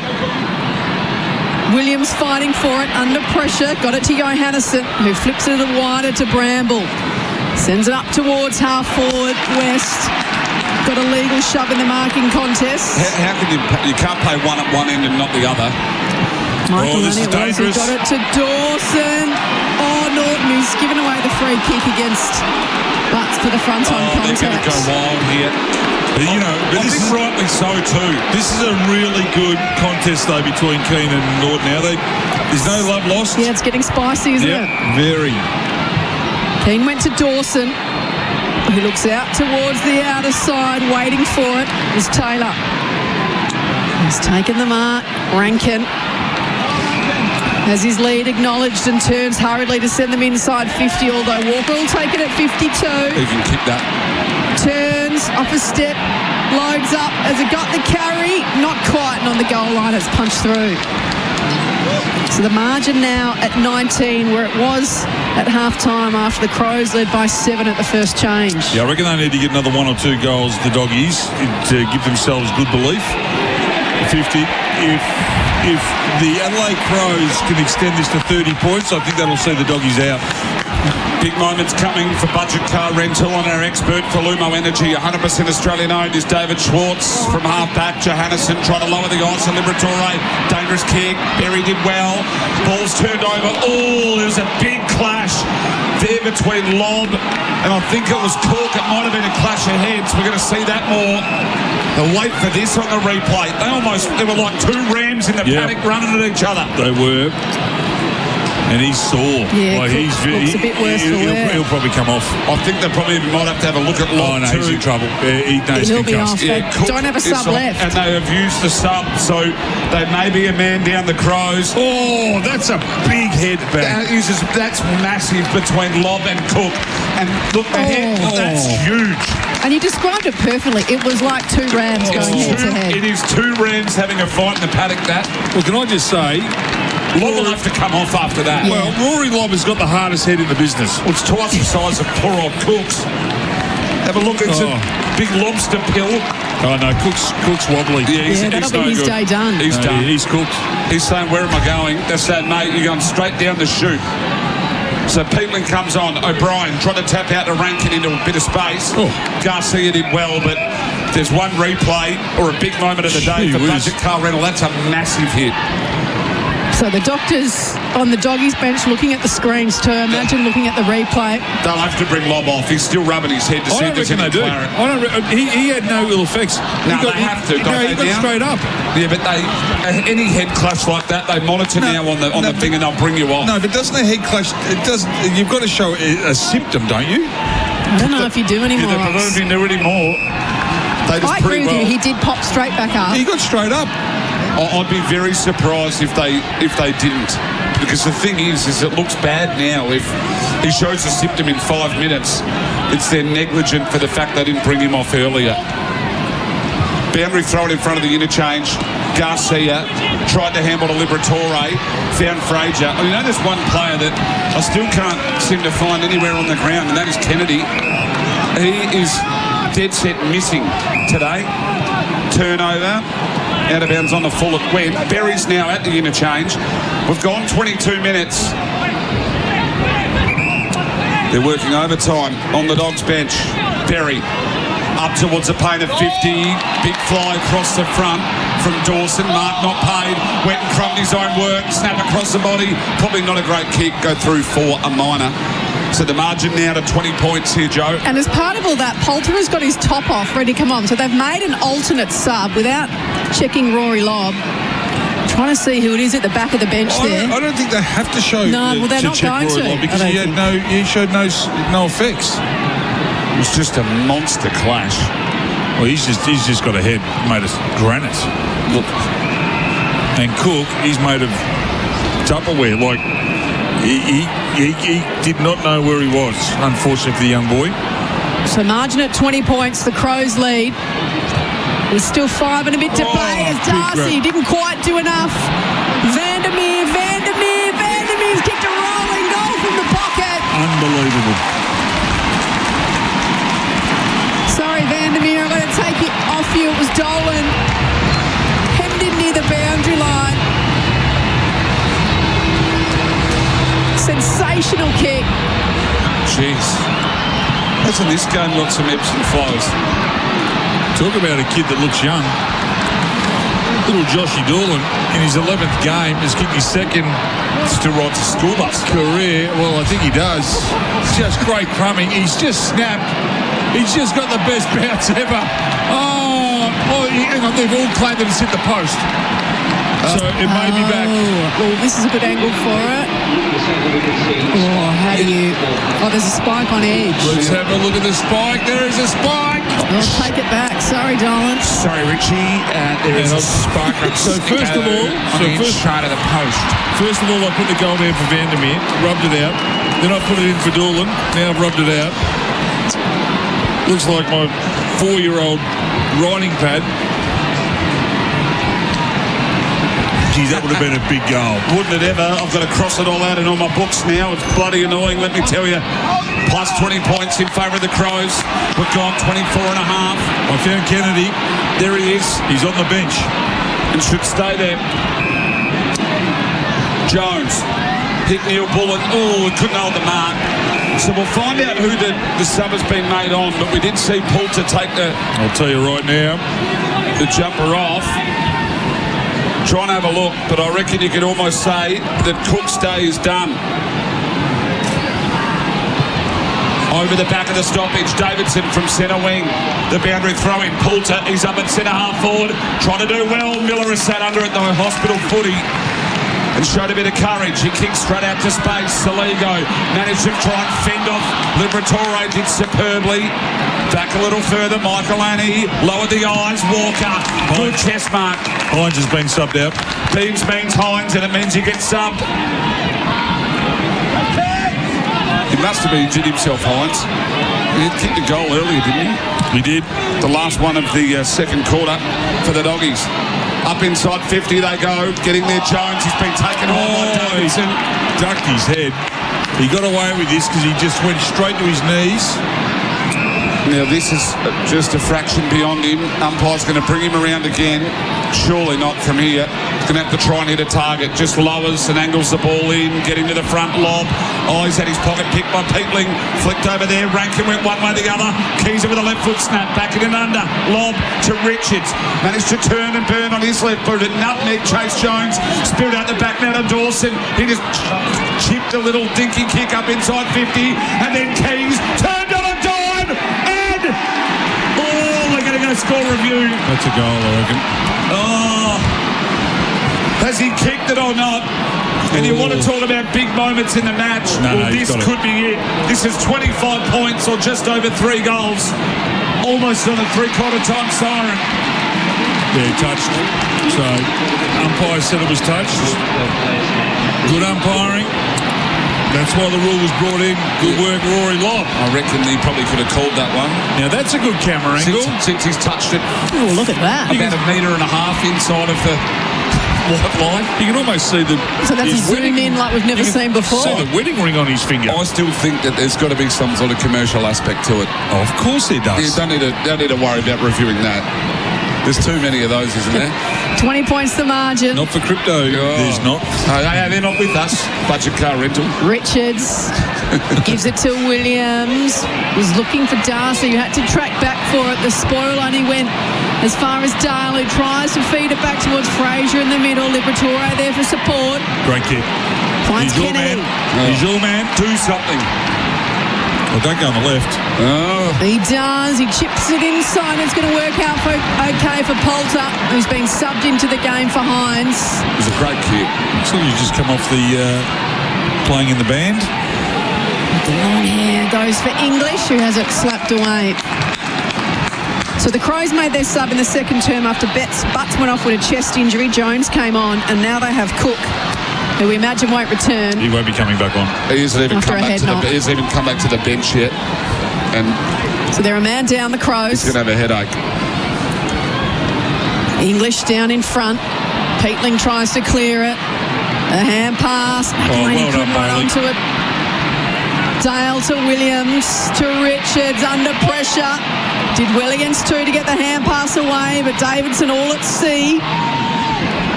Liberatore fighting hard for it. So is Neil Bull, and they all dive on. And the umpire's waiting. So Bontempelli or Liberatore. I think his Liber's going to get the free kick. Well, that's beyond him. Roy Lobb's there. Bont's just moved into a hole, and I think that's where he was going. The defender punched it away when he could have taken the grab. Gee, Libby just had to look over to his right because he had Rory Lobb getting down. And it would have been just a dagger to Thilthorpe. Riley. Their efficiency going inside 50 has been appalling. Yeah, Luke Beveridge has had enough. He's walking down. I know it's just about three-quarter time, but he's had enough of the way they've brought it inside 50. 2.5 to play in the term. The margin sits at 20 points. 86 plays 66 thanks to Revo Fitness. Ball up. Inside forward 50 for the Dogs. Davidson received the hand pass from Libra and has now dumped it inside 50. It'll carry out towards the back. Dangerous. Flying shot off the deck from Sanders. We've got to pick it up, Sanders. Colonel, you've got to go down and pick it up. Yeah, it's out of bounds on the full. Got a crack out of the air, but once again, the Crows have done a great job of defending it, but their inside 50s are letting him down here for the Doggies. So the Crows went centre wing far side, and from the pack it got punched and go over the boundary line. We'll have a boundary throw in about 70 around from the Bulldogs goal on the far side of the ground. We do it all for OTR, as all your coffee needs sorted, 24/7 Ox. Just been watching Kennedy. You might be right. He might be a bit crook. He's not 100%. Just hasn't got that same run and intensity that he's had the last, couple of months. Find your next Hyundai at Stillwell Hyundai Nailsworth. So up the line from the stoppage, the Crows went towards Thilthorpe. He's got it on a string at the moment. Tried to square the footy up. Mark taken by Hinge, normally a great user. He's only got one forward really deep. That's Rankin. A couple of others getting there. Hinge on his left. Does look deeper. Heads that way. Keezer got to the front. Goes over the back. Sitting back there. Curtin tried to stop her off the ground. And it goes through for a minor score. So the Crows by 21 points. 13-9-87. They lead the Doggies 10-6, 66. Clickety-click for Revo Fitness. Smash your goals with Revo Fitness. Kick comes out towards Bontempelli. There's a couple to beat now to do it at ground level, though Cummings up to the task. West just flicks it out to Vandermeer, who loses it in the tackle and then puts a tackle on Jones. Yeah, it was holding the ball on Vandermeer because he tried to fend. Yep. And dropped it. So really good tackle. Wasn't paid. Ball up in front of our commentary position here under the roof at Marvel. Jones just fished it out to Hinge. Sends them forward. He'll get over the back. Thilthorpe has it slapped away by Lobb. Free kick here to Rankin. Oh, geez, I'd like to see that again. Yeah, look at it. Wow. Yeah, he was in front of the contest, so it carried over the back. Where did that come from? He sort of was like pushing in to try to get his player in and sort of behind him, and then once the ball's gone over the back as they've turned. Unless he was held as he went to run over the back. I don't reckon he pushed him. I reckon he held his ground. So he just held his ground. What you're allowed to do? Oh, the tug of the jumper as he turns to go. Yeah, well, it was there. Wow. So Rankin from as good as directly in front. That's a gift. Oh, that hurts. That hurts. That is a ripper for the Crows. Late in the term, the clock ticks under 30 seconds. They've got their 14th, I should say. 14-9-93, plays 10-6, 66. Well, that's the difference. When the doggies have gone in, they just look like there's, as you said it before, Miles, it looks like there's 20 players down there just congested. Crows go in, it's 1-on-1s or 2-on-2s or 3-on-3s, and they look like they're going to score every time. That's the potency of the Adelaide forwards, but it's also the poor, I guess, the problem for the Dogs that they just get scored upon with a good forward line. 27 points, game high, 27 points the margin. So it got out to 19 points at the 6-minute mark of the second, out to 20 points at the 20-minute mark, was 19 at three-quarter time, 25 at the 3-minute mark, and we're up to 27 game high here late in the third. Going to have to be quick. They'd have to be super quick to roll on. Might be a late shot. They'd have to be a mark almost here on the siren. Was there? No. So we head in to three-quarter time. The Adelaide Crows 14-9-93. They lead the Bulldogs 10-6, 66. A great game of footy. Do not go anywhere. There'll be more to come on Crows Nation thanks to OTR. They've got all your coffee needs sorted. And find your next Hyundai at Stillwell Hyundai Nailsworth. That quarter on Crows Nation was for Revo Fitness from only $9.69 per week.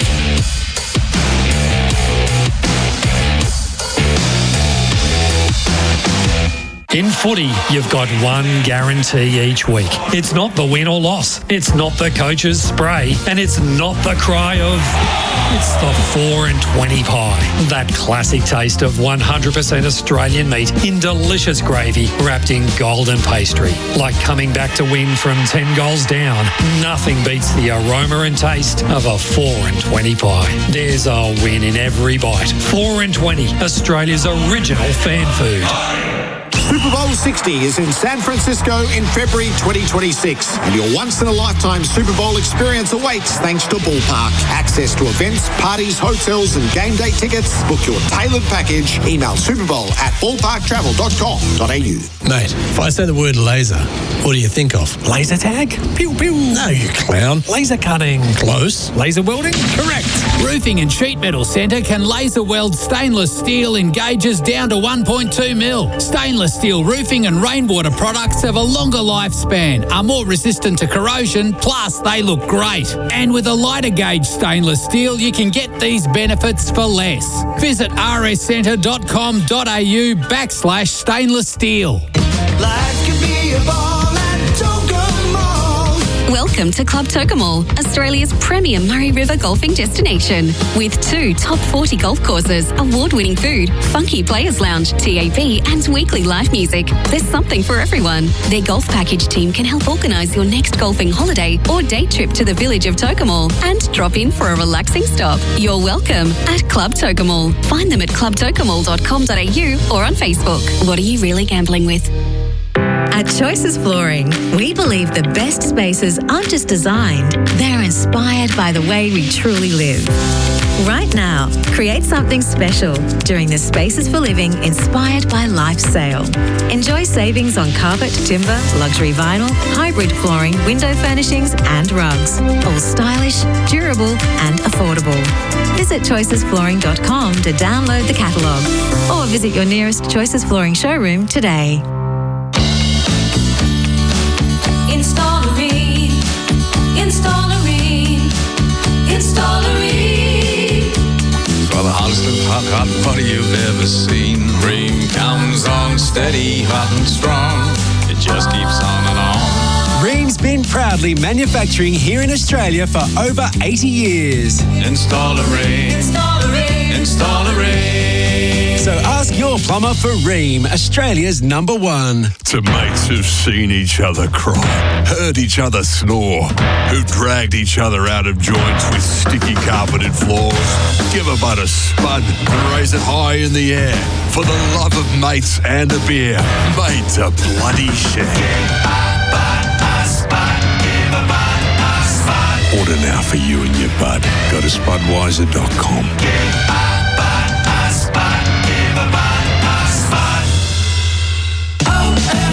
It's here. Kia, OMF's massive end of financial year sale with some of our best offers and $10 million of stock to clear. Grab the award-winning Revivify Support for under $800 or the new Mornington Flex for under $1,300. Take up to 20% off bedroom furniture and up to 60% off floor stock while it lasts. Plus, take an extra 10% off selected already reduced mattresses for even bigger savings. Hurry, stock is limited. Ends Sunday at OMF, the home of mattress, bedroom, bedding and furniture.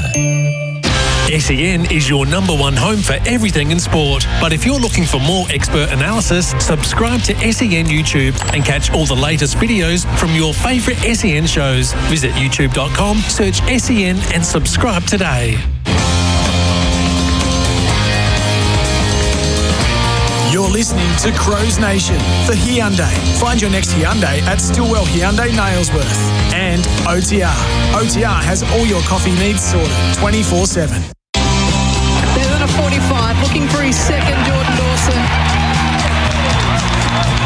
And splits the middle. Trouble for the Dogs. So shooting for his first this afternoon, Sam Darcy. The flags go up behind the goals. He's got his first and the Doggies have their eighth. Borrell back there to Fogarty. He's going to run into a sidestep one. Down his left and he kicks a goal. The kid from Lucendale's start. He kicks his third. Check side. Tightish of angle. Oh, he's kicked to Davidson. Goal square. Down ball. Too big. Too strong. 5 straight for one of the heads of the three-headed cobra or whatever they call it. Welcome back to Crows Nation. OTR's got all your coffee needs sorted 24/7. And find your next Hyundai at Stillwell Hyundai Nailsworth. Miles Fitzner, Joe Watt and David Schwartz with you very quickly, Ox. 27-point margin. Yeah, it's going to take the Dogs' absolute best to get back into this. I think the Crows should be able to finish it off from here. They've just been too good going inside 50, and they've had too many better players like Jordan Dawson, Laird, Curtin and Worrell have been outstanding. Some stats for Lodex Equipment Hire quickly. Bonapelli up to 24, Dawson 23, Libber 20, Rory Laird 19, Richards 18, Ballydale 18. Back in the middle of the ground, Joe Watton. 27 points the margin. English wins it down to Richards, who has his kick smothered but goes again with a hand pass and again a third time. This time boot to ball. It bounces inside 50. Cummings reels it in. Immediately under pressure from Vandermeer. They've got to kick a couple real early ones, the Dogs, and if the Adelaide Crows can just stifle the Doggies' attacks, well, they'll be in the box seat. In dispute on the painter 50, Saligo. Just too strong. Monsters over the footy. Kicks out to the outer side on the wing. Keys. Back to Jones, who's under pressure. Just tried to take it. I'm not sure what. He just sort of stopped and propped. And Bontempelli just wrapped him up holding the footy. That's a good tackle by the Bont. Sends him inside 50. O'Brien in front. Poor kick by Bontempelli. He's had too many of them today. He's much better than that. I'll tell you what. But his slippers are on the wrong feet at the moment. This bloke has taken 3 really good contested grabs today, hasn't he? He's been super rolling. Oh, there's a good grab too. But don't do that. Don't go and kick it to the opposition ruckman, Big Riley. So English flew high over the top. Just brings it inboard to Rory Lobb. And then finds O'Donnell to Johannesson. On the wing, commentary side of Marvel. Good That's kick. a nice kick. Liberatore. Go, kid. From 49. Goes bang. Very wide. That's a mark. That's over the line. All the Crows players just stood there as Sanders swooped in. He's marked him beside the bloke with the pies. He's 2 rows back. O'Brien. Riley O'Brien is... Well, they need this, the Dogs. Oh, no. That's a dead set howler. No, he was almost on the AstroTurf. And he's kicked at Sanders too. Oh, Colonel. Oh, that is an absolute howler by the boundary umpire. Are we going to get another angle of this? He marked it on the AstroTurf. He's landed on the second tier grass. Yeah. That is Ron O'Brien, he's taller than all of us. He had a very good view of this. Hang on, here's a new camera angle. Yeah, this will be interesting. All right, so it's coming right down now. Oh! That's an absolute stinker. He was out by 3 metres. Oh, it's a stinker. Oh, it's bad. That's a howler of the highest order. And the boundary umpire was right there. right in front of him. Right in front of him. Unless it was O'Brien got in his way and he couldn't really. Oh, no way. He has landed on the second cut, as you call it. Yep. Well, Margin back to 22. Well, sometimes you need a bit of luck. 21 points of margin. These two sides have had big moments in big games too. They certainly have. Liberatore playing at 50, lowered the eyes, trying to go to Davidson from the clear break. He overcooked the handball. Neil Bullen out of defence, under pressure from Richards. Turned over to Bailey Dale. He goes inside 50. Norton! Oh, big fly. Punched out. Sanders. Colonel trying to flick it over. Onto hot footy. There for Darcy. Misses through to the right-hand side.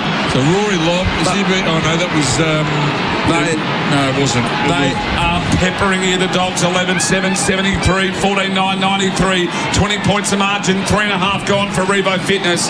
Smash your goals with Revo Fitness. The Bont just had a fumble there. He's just hasn't been as clean as he normally is, the big man. Kick out towards Silthorpe. Huge by him then.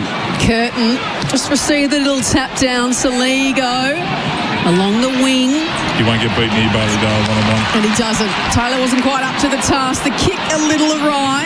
Work to do for Johannesson on the wing, who just gets wrapped up and will be thrown up. Great tackle there by Alex Neil-Bullen. Isn't that a big afternoon, Alex Neil-Bullen? Just does the little things right, though. O'Brien in English. Very wrapped up immediately by Liberatore. So secondary ball up. Margin at 21, the Crows lead. O'Brien just goes the big punch for territory. Dale swooped on it, couldn't reel it in. Oh, and then Taylor. If you get tackled by Libba, you stay tackled. And it's holding the footy. You're being tackled. Little fella has been unbelievable his whole entire career. His old man could tackle too. Yeah, but then he'd give you one. Yeah, he chose his moments. He was good though, because he would only take the ones that he knew he could get an upper hand on. The long kick is looking for Darcy, who looks towards the umpire. So Have you seen that match up with Keane, who just is constantly trying to push him under the footy? Certainly has. They've been talking about tunnelling all week, Joe, haven't they? If only they could finish a tunnel here in Melbourne. Boom, boom. Oh, they will, but it's going to be 3 times what they quoted. Bailey Williams. Oh, Williams tries to take on Rankin, does okay in the end, gets it back to Lobb, back down the line again. Curtin can't take it. English under pressure, goes to ground with the footy. Umpire blows a whistle in a hurry to toss it up. So just the one goal in the opening minutes of this term to Sanders, margin at 21. The Doggies get the next one and the Crows will be nervous. Sanders, he got wrapped up. Big tackle, Dawson, thumping tackle. So Laird with the clearance up towards Rankin. Maybe dropped what he should have taken. Good at ground level was Fogarty. Played for the high free kick and he got it too. He's been good today, the Foggle. Oh, that kick was shocking. He booted it straight to the back of Bailey Dale's head. It was a falcon for the ages. Snap across the body. I've loved the game of this man. Your boy. Riley O'Brien's been superb. Back to Keane. Switches on now. Can they settle? Oh, little dinky 45 kick wasn't good to try and find Hinge. Then he went to bury the old 1-2. Norton's running hard. They're doing it tightly, the Crows, but they are building. He's got Dawson, the runner outside. Curtin uses him. He's 55 from home. Lowers the eyes. Inboard. Phil Thorpe. It is just nothing but class. And that's the difference. When they go inside 50, they've always got someone presenting. They call it the three-headed monster. We know that, but he's just a very, very smart footballer, is Riley Thilthorpe. He'll go back and slot this. Averaging 13 disposals, 2 tackles, 2 goals and 55% accuracy, 5.5 marks for the year.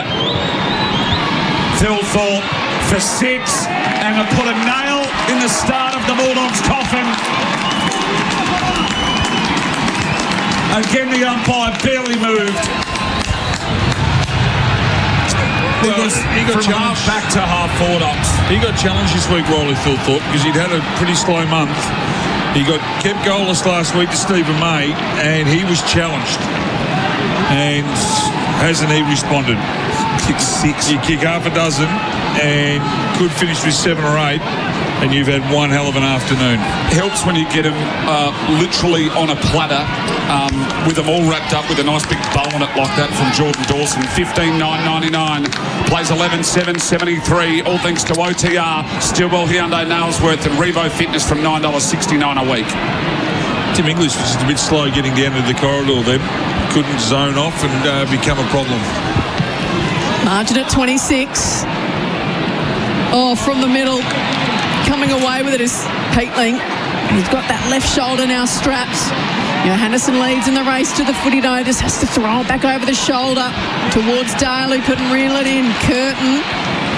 Look out. Chips it over the top. Neil Bullen gets a friendly bounce. Tried the little underground hand pass towards Dilthorpe. Gets it back towards Berry. He couldn't get through Richard's tackle. That's holding the footy. They need everything to go right here, the doggies. They're still fighting for it, aren't they, Oxford? They just can't get it end to end.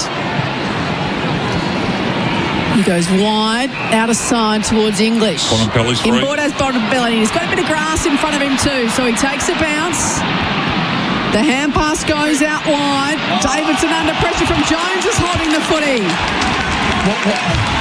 Had to give the hands off. And over the top, Keys will take the mark. I'll give you the tip. If you're going to fend off and you're going to try and run through a player, you better get it right, otherwise you're going to look like a fool.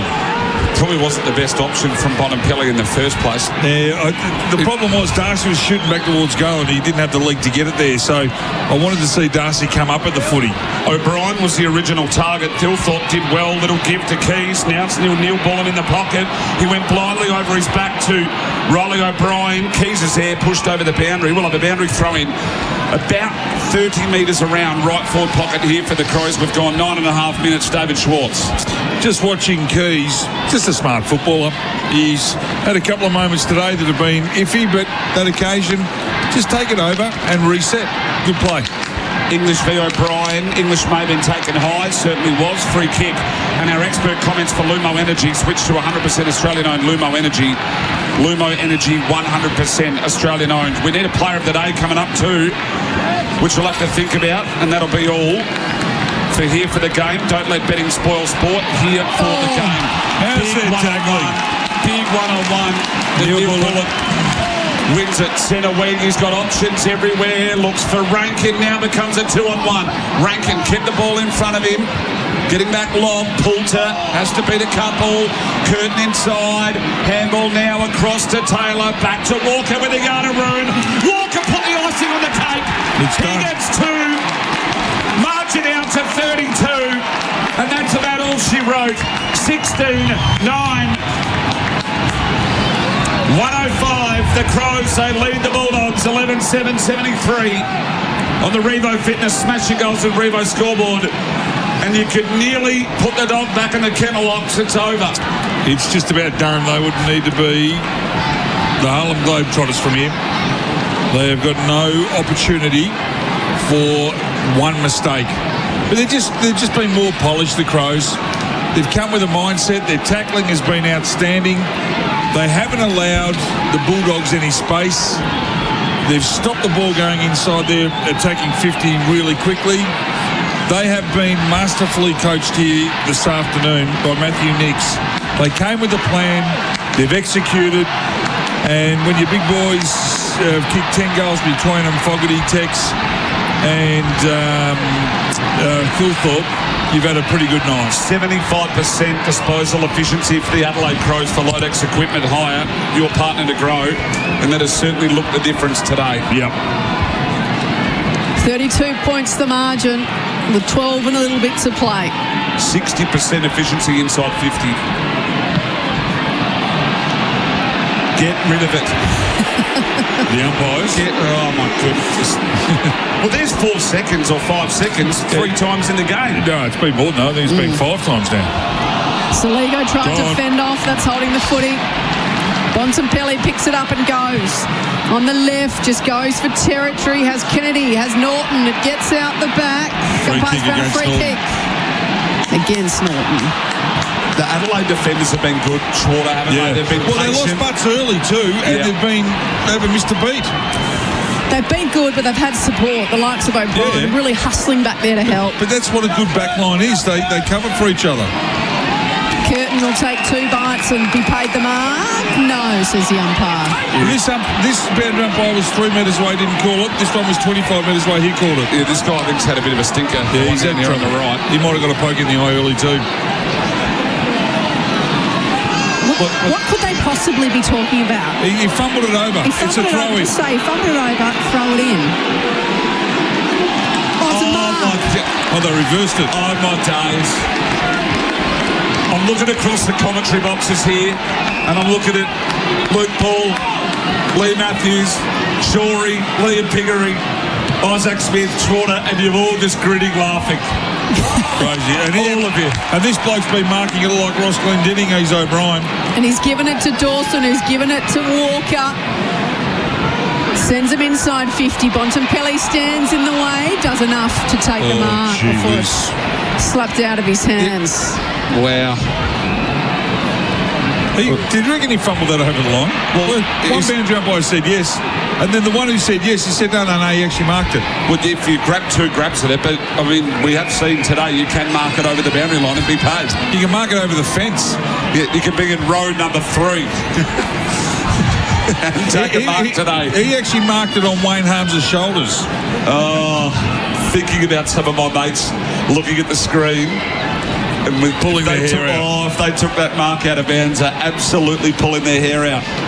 So we've got a boundary throw in, centre wing far side. Garcia in a phone booth. Didn't do well though to Poulter, but eventually it gets out to English. So he bombs up inside 50 once more. Just another horrible inside 50 entry. Worrell did well against Norton.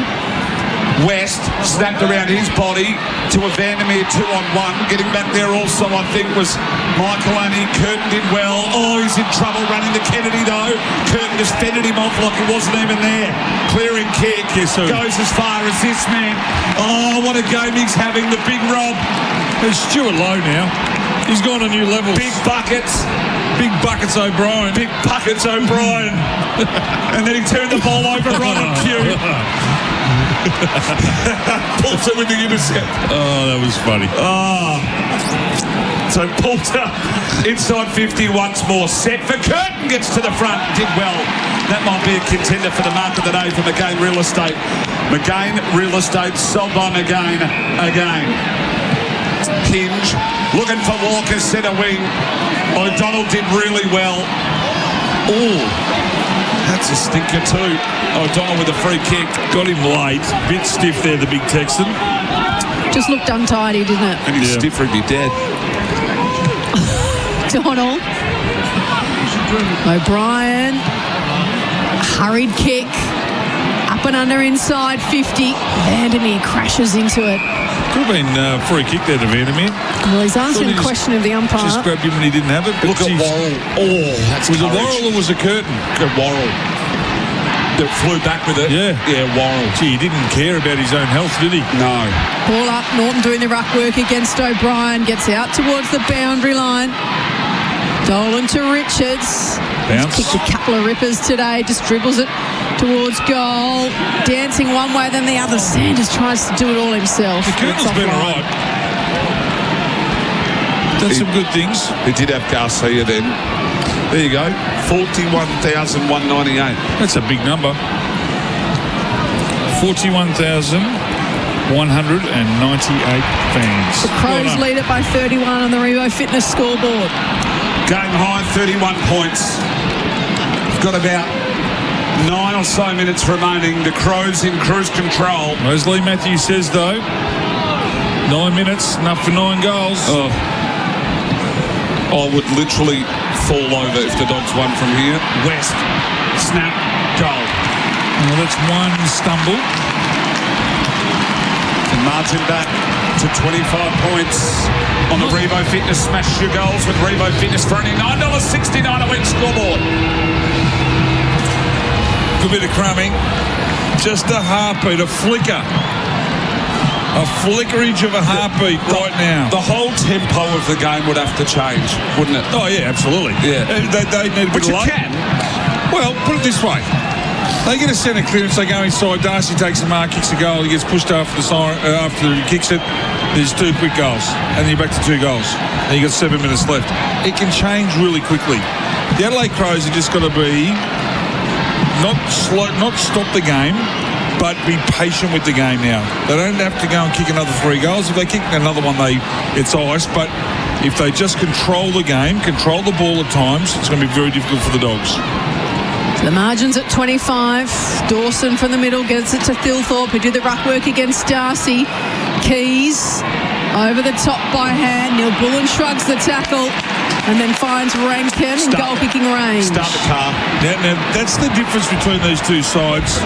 Adelaide have stuck their tackles and the Bulldogs have missed their tackles. Start the car. So Rankin in game 100 today. Had 5 last week in there. It's a Collingwood game would say, make sure it's your own. Start the bus. It's not someone else's. And not with a screwdriver. Better than a 45-degree angle.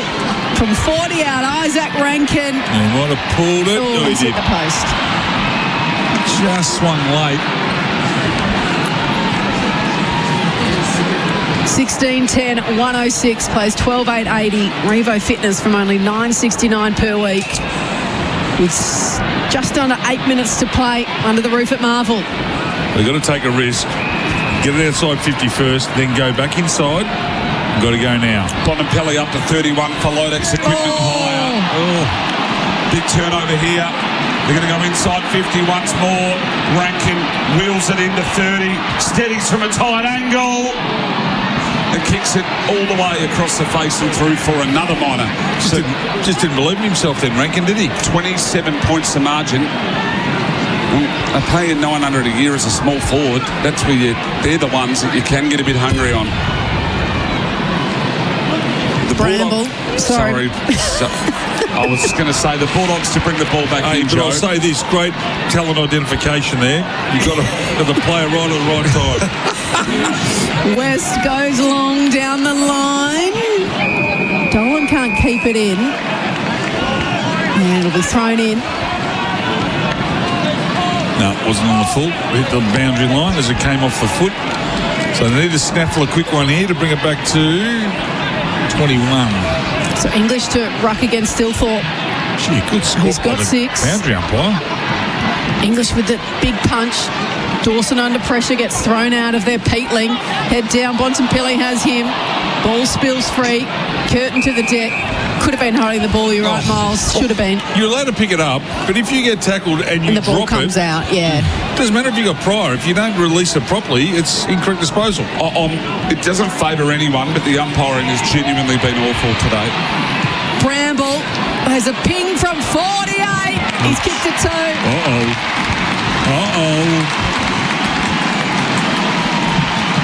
Still a heartbeat. A little something from the Doggies. 6:33 left. I'm not 4 goals down. You can reach for the defib. There is no pulse. If you're framing the market. 30s? Oh, no.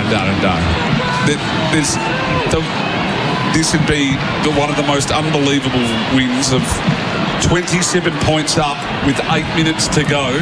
No, they were 33 points, 31, 32 points. There are 31 points up. What was that at about the 8-9 minute mark? Yep. But 27 points up with 9 minutes to go. Exactly they were. If any side can do it, though, it's the Doggies, isn't it? And now it's 21 points with 6:33. They've kicked the last 2 through West and Bramble. Here we go. Bontempelli from the clearance. What can he do? Found a target. Went further back to Bramble. The goal kicker on cue. They go inside 50 on to wrestle. Dolan v. Millerer. Getting to the front. Kennedy. They've rolled him forward to get a touch. Back there. Coming. Millerer. Lowered the eyes. Tried to find Saligo. Over the back of Johannesson and him. Fogarty went to go one-handed, but he only had one thing in mind, and that was a boundary. We'll have a boundary throw-in. Budget car rental, get on the road faster, call 132727. Some big moments. I don't know why you'd have Norton off the ground right now if you're planning on coming back. I reckon the Fog's found a yard. He has. Been quick today. I reckon this bloke's found a yard too, O'Brien. Big Riley. O'Brien just punched it straight out of bounds. Yeah, he's easily beaten English today. Oh, he's giving him a towel. And I reckon he gobbled up Max Gawn last week. So he's had 2 big scalps. A couple of big scalps for old windscreens. Trying to get a tap down to find Rankin.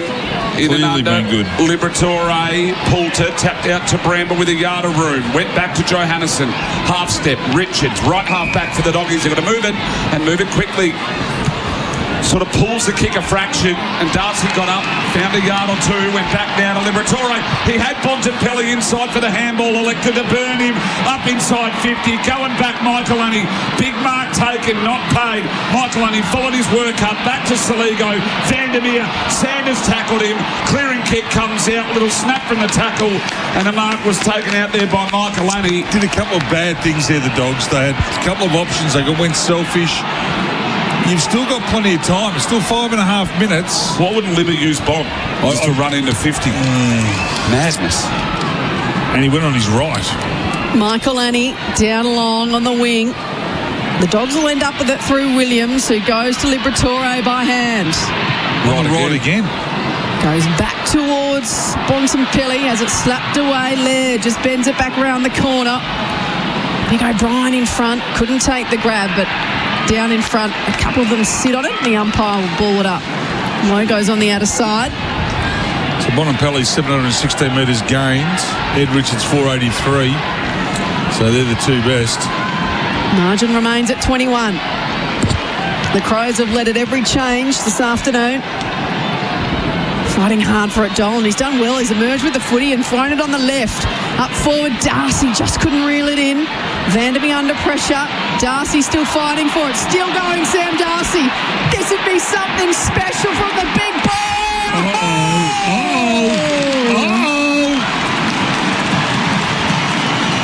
Wonderful fighting effort from Sam Darcy. Just kept it in front, paddling to himself.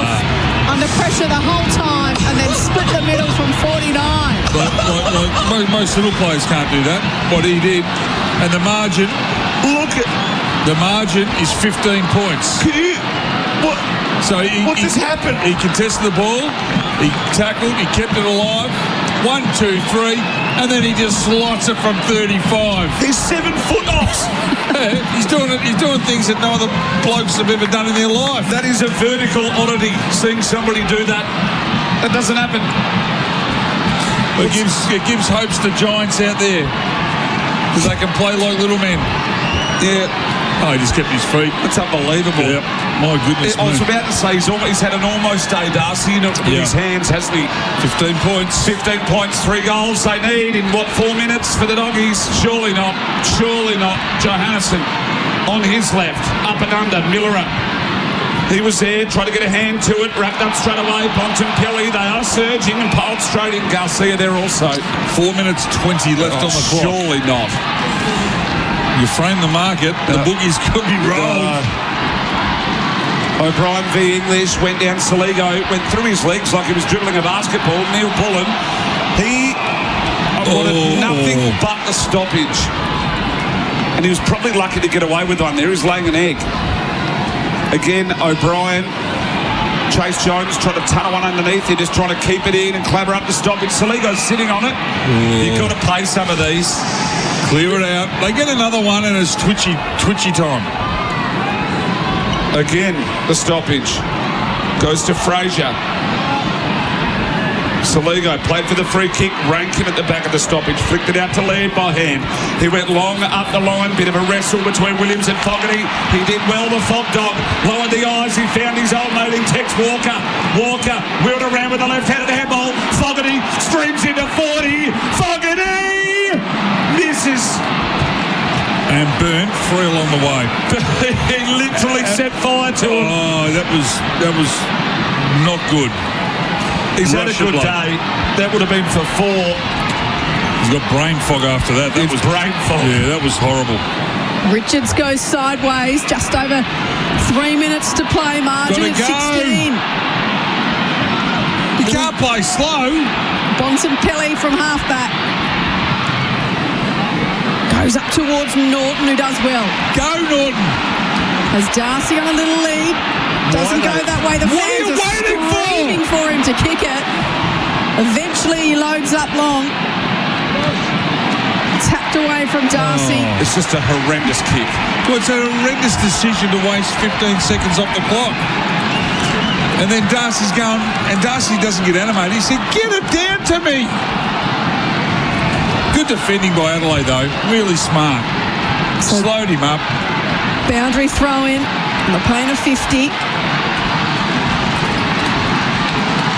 O'Brien in English. O'Brien taps it out towards the boundary.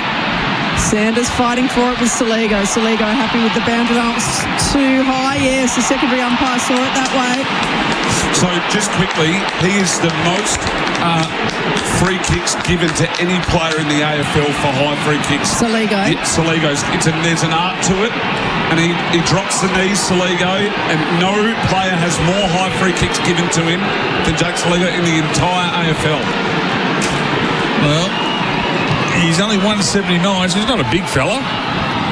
He goes long down the wing. Plenty of players around the footy. Bontempelli tries to slap it away. Near the boundary line, Richards does the tackling. The umpire's found a free kick. Against the Bont. Yeah, I think it was holding the footy, was it? Certainly was.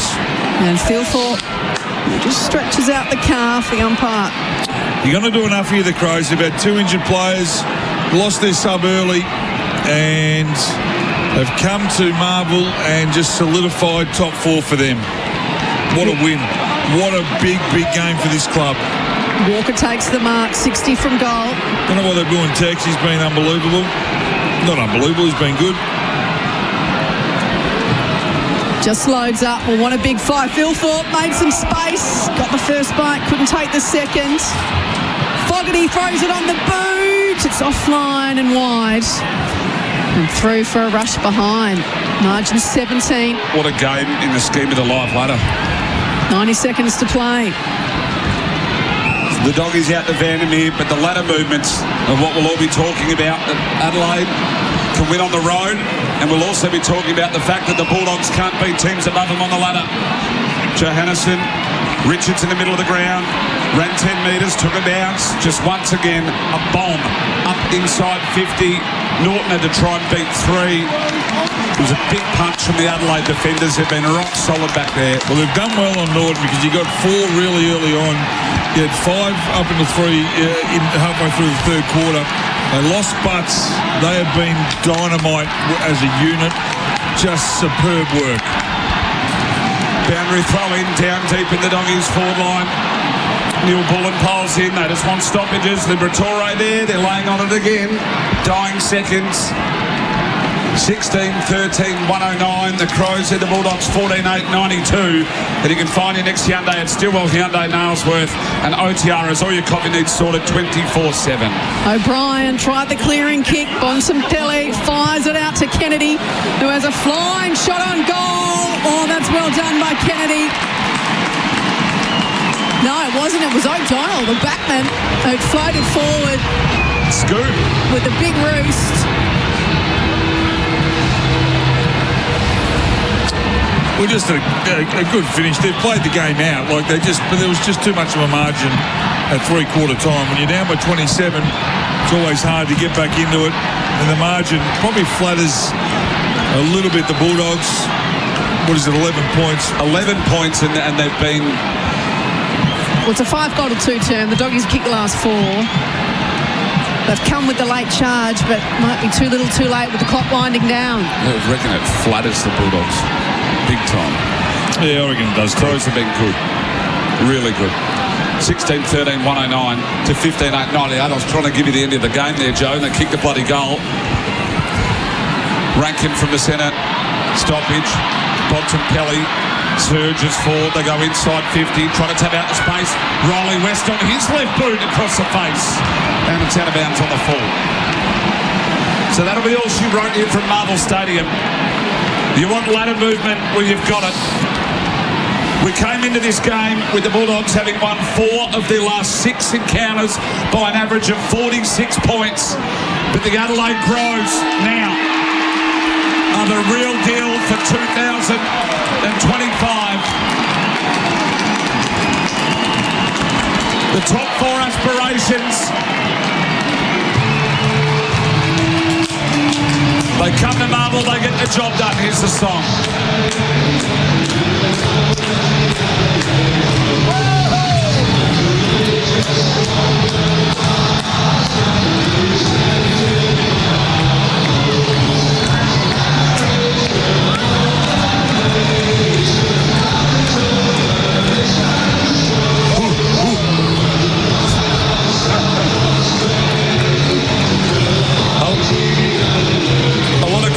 To come to Marvel Stadium, they witnessed a good game. I'll tell you what, if that Riley West goal had gone through, it would have been a 5-point margin, and you'd walk away from here going, what just happened? What just happened? Unbelievable. I think it was a domination by the Crows, but Jesus, scoreboard favoured the Doggies unbelievably. Hey, we've got a fair bit to work through here in the next few minutes here, Ox. Our experts for Lumo Energy switched to 100% Australian-owned Lumo Energy. Let's get into the best defender for Murray's Pest Control. Play pests at their own game with the team from Murray's. So I think the best defender was Daniel Curtin. Now, I think he plays down back, he plays wing, he plays everywhere. He had 25 touches and he kicked a goal. Thought he was our best defender for the day. What was a big moment today for Budget Car Rental? Get on the road faster. 132727. I'm going to go back to Rolly Thilthorpe's first goal. He crumbed it. He was horribly cold, and he was able to set his night or his afternoon up, get his season back on track, and his first of 6 goals. Who has been a hot or cold player today for Panasonic Air Conditioning? Panasonic Comfort Cloud. You can set your air conditioning from your phone. I'll give you 2. Ed Richards, hot, cold, M. Kennedy. Yeah, he's cold as ice. Maybe something was wrong there. What about... something was wrong. He only had the 6 touches. What about the mark of the day for McGain Real Estate, sold by McGain again? I'm going to do accumulation of marks. O'Brien from the Adelaide Crows, because where he took them and how he took them, he took about 5 of them. They were just rippers. He was an absolute superstar. Played well, didn't he? The power play rankings for Red Energy switched to 100% Australian-owned Lumo Energy. So the Bont 162... Dawson 129, O'Brien 126, 122 Thilthorpe, Ed Richards 121 and English 118. Rightio, well, we're going to get to the votes, of course, and they're all for here for the game. Don't let betting spoil sport. We are here for the game. This will be fascinating to see which way you went with the votes here. D. Curtin won. Thought he was outstanding. He had 26 touches, played a pretty good game, kicked 1 goal, 1. 2 votes, I am going to go Jordan Dawson. 1, what do you have, 27, he kicked 2 goals, 1, but I thought best on ground was Ed Richards. He just does everything right, 29 and 2 goals. He got him back into the game. He's a Rolls Royce, he's a jet. Good luck stopping him, and he would have to be very, very high up in the Brownlow betting right now. Certainly would. What I will do is I'll quickly run through the goal kickers for you. Riley Thilthorpe finished with 6, Norton had 5, Fogarty 3, Walker 2, Richards 2, Dawson 2, and Sam Darcy 2. Singles to Riley West, Riley Sanders, Isaac Rankin, James O'Donnell, Cooper Hines, Sam Davidson, Daniel Curtin, Isaac Cumming, and Lockie Bramble. Well, we've got the Giants and the Cats coming up, a ripper from NG Stadium. Good footy tonight. Then Richmond, Essendon, like a little bit later. Yeah, then Fremantle, Hawthorn after that. 3 crackers. Absolute crackers. Well, I don't think the Richmond Essendon game's a cracker, but I think it's going to be close because that's where they're both at. One's injury decimated, the other one's just a team of babies. So, 3 good games of footy coming up. All right. Giants, Cats, who wins? Cats.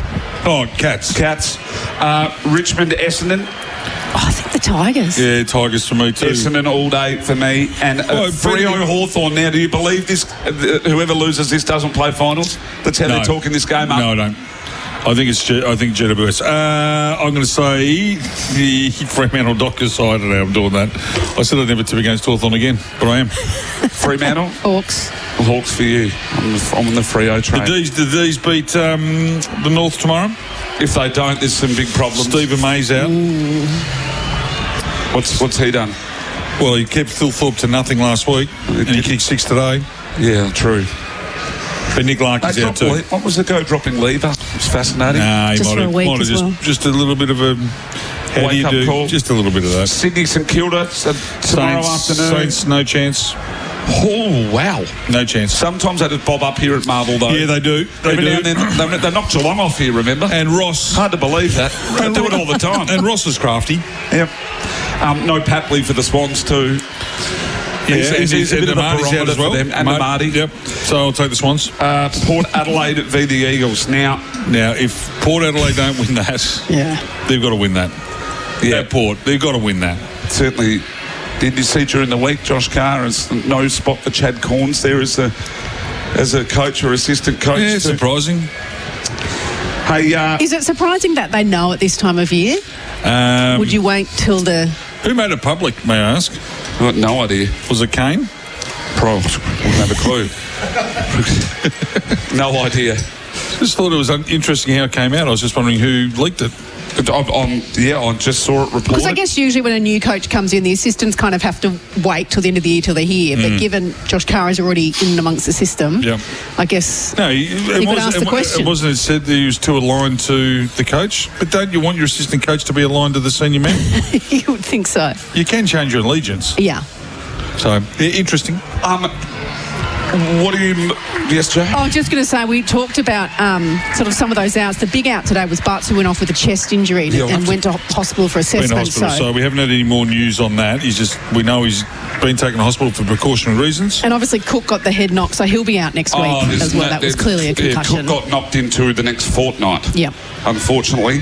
Hey, Ox, it's always a pleasure to call with you, my friend. No, I loved it. Joe, loved you too. You're a star. Oh, it was a good fun. It was a cracking game. 16-13, 109. The Adelaide Crows, they took care of the Bulldogs 15-8, 98. Can you believe it was an 11-point margin? It certainly felt like a hell of a lot more. Hey, stay with us here, wherever you are on AFL Nation. More footy coming your way. But from Marvel Stadium, have a great evening.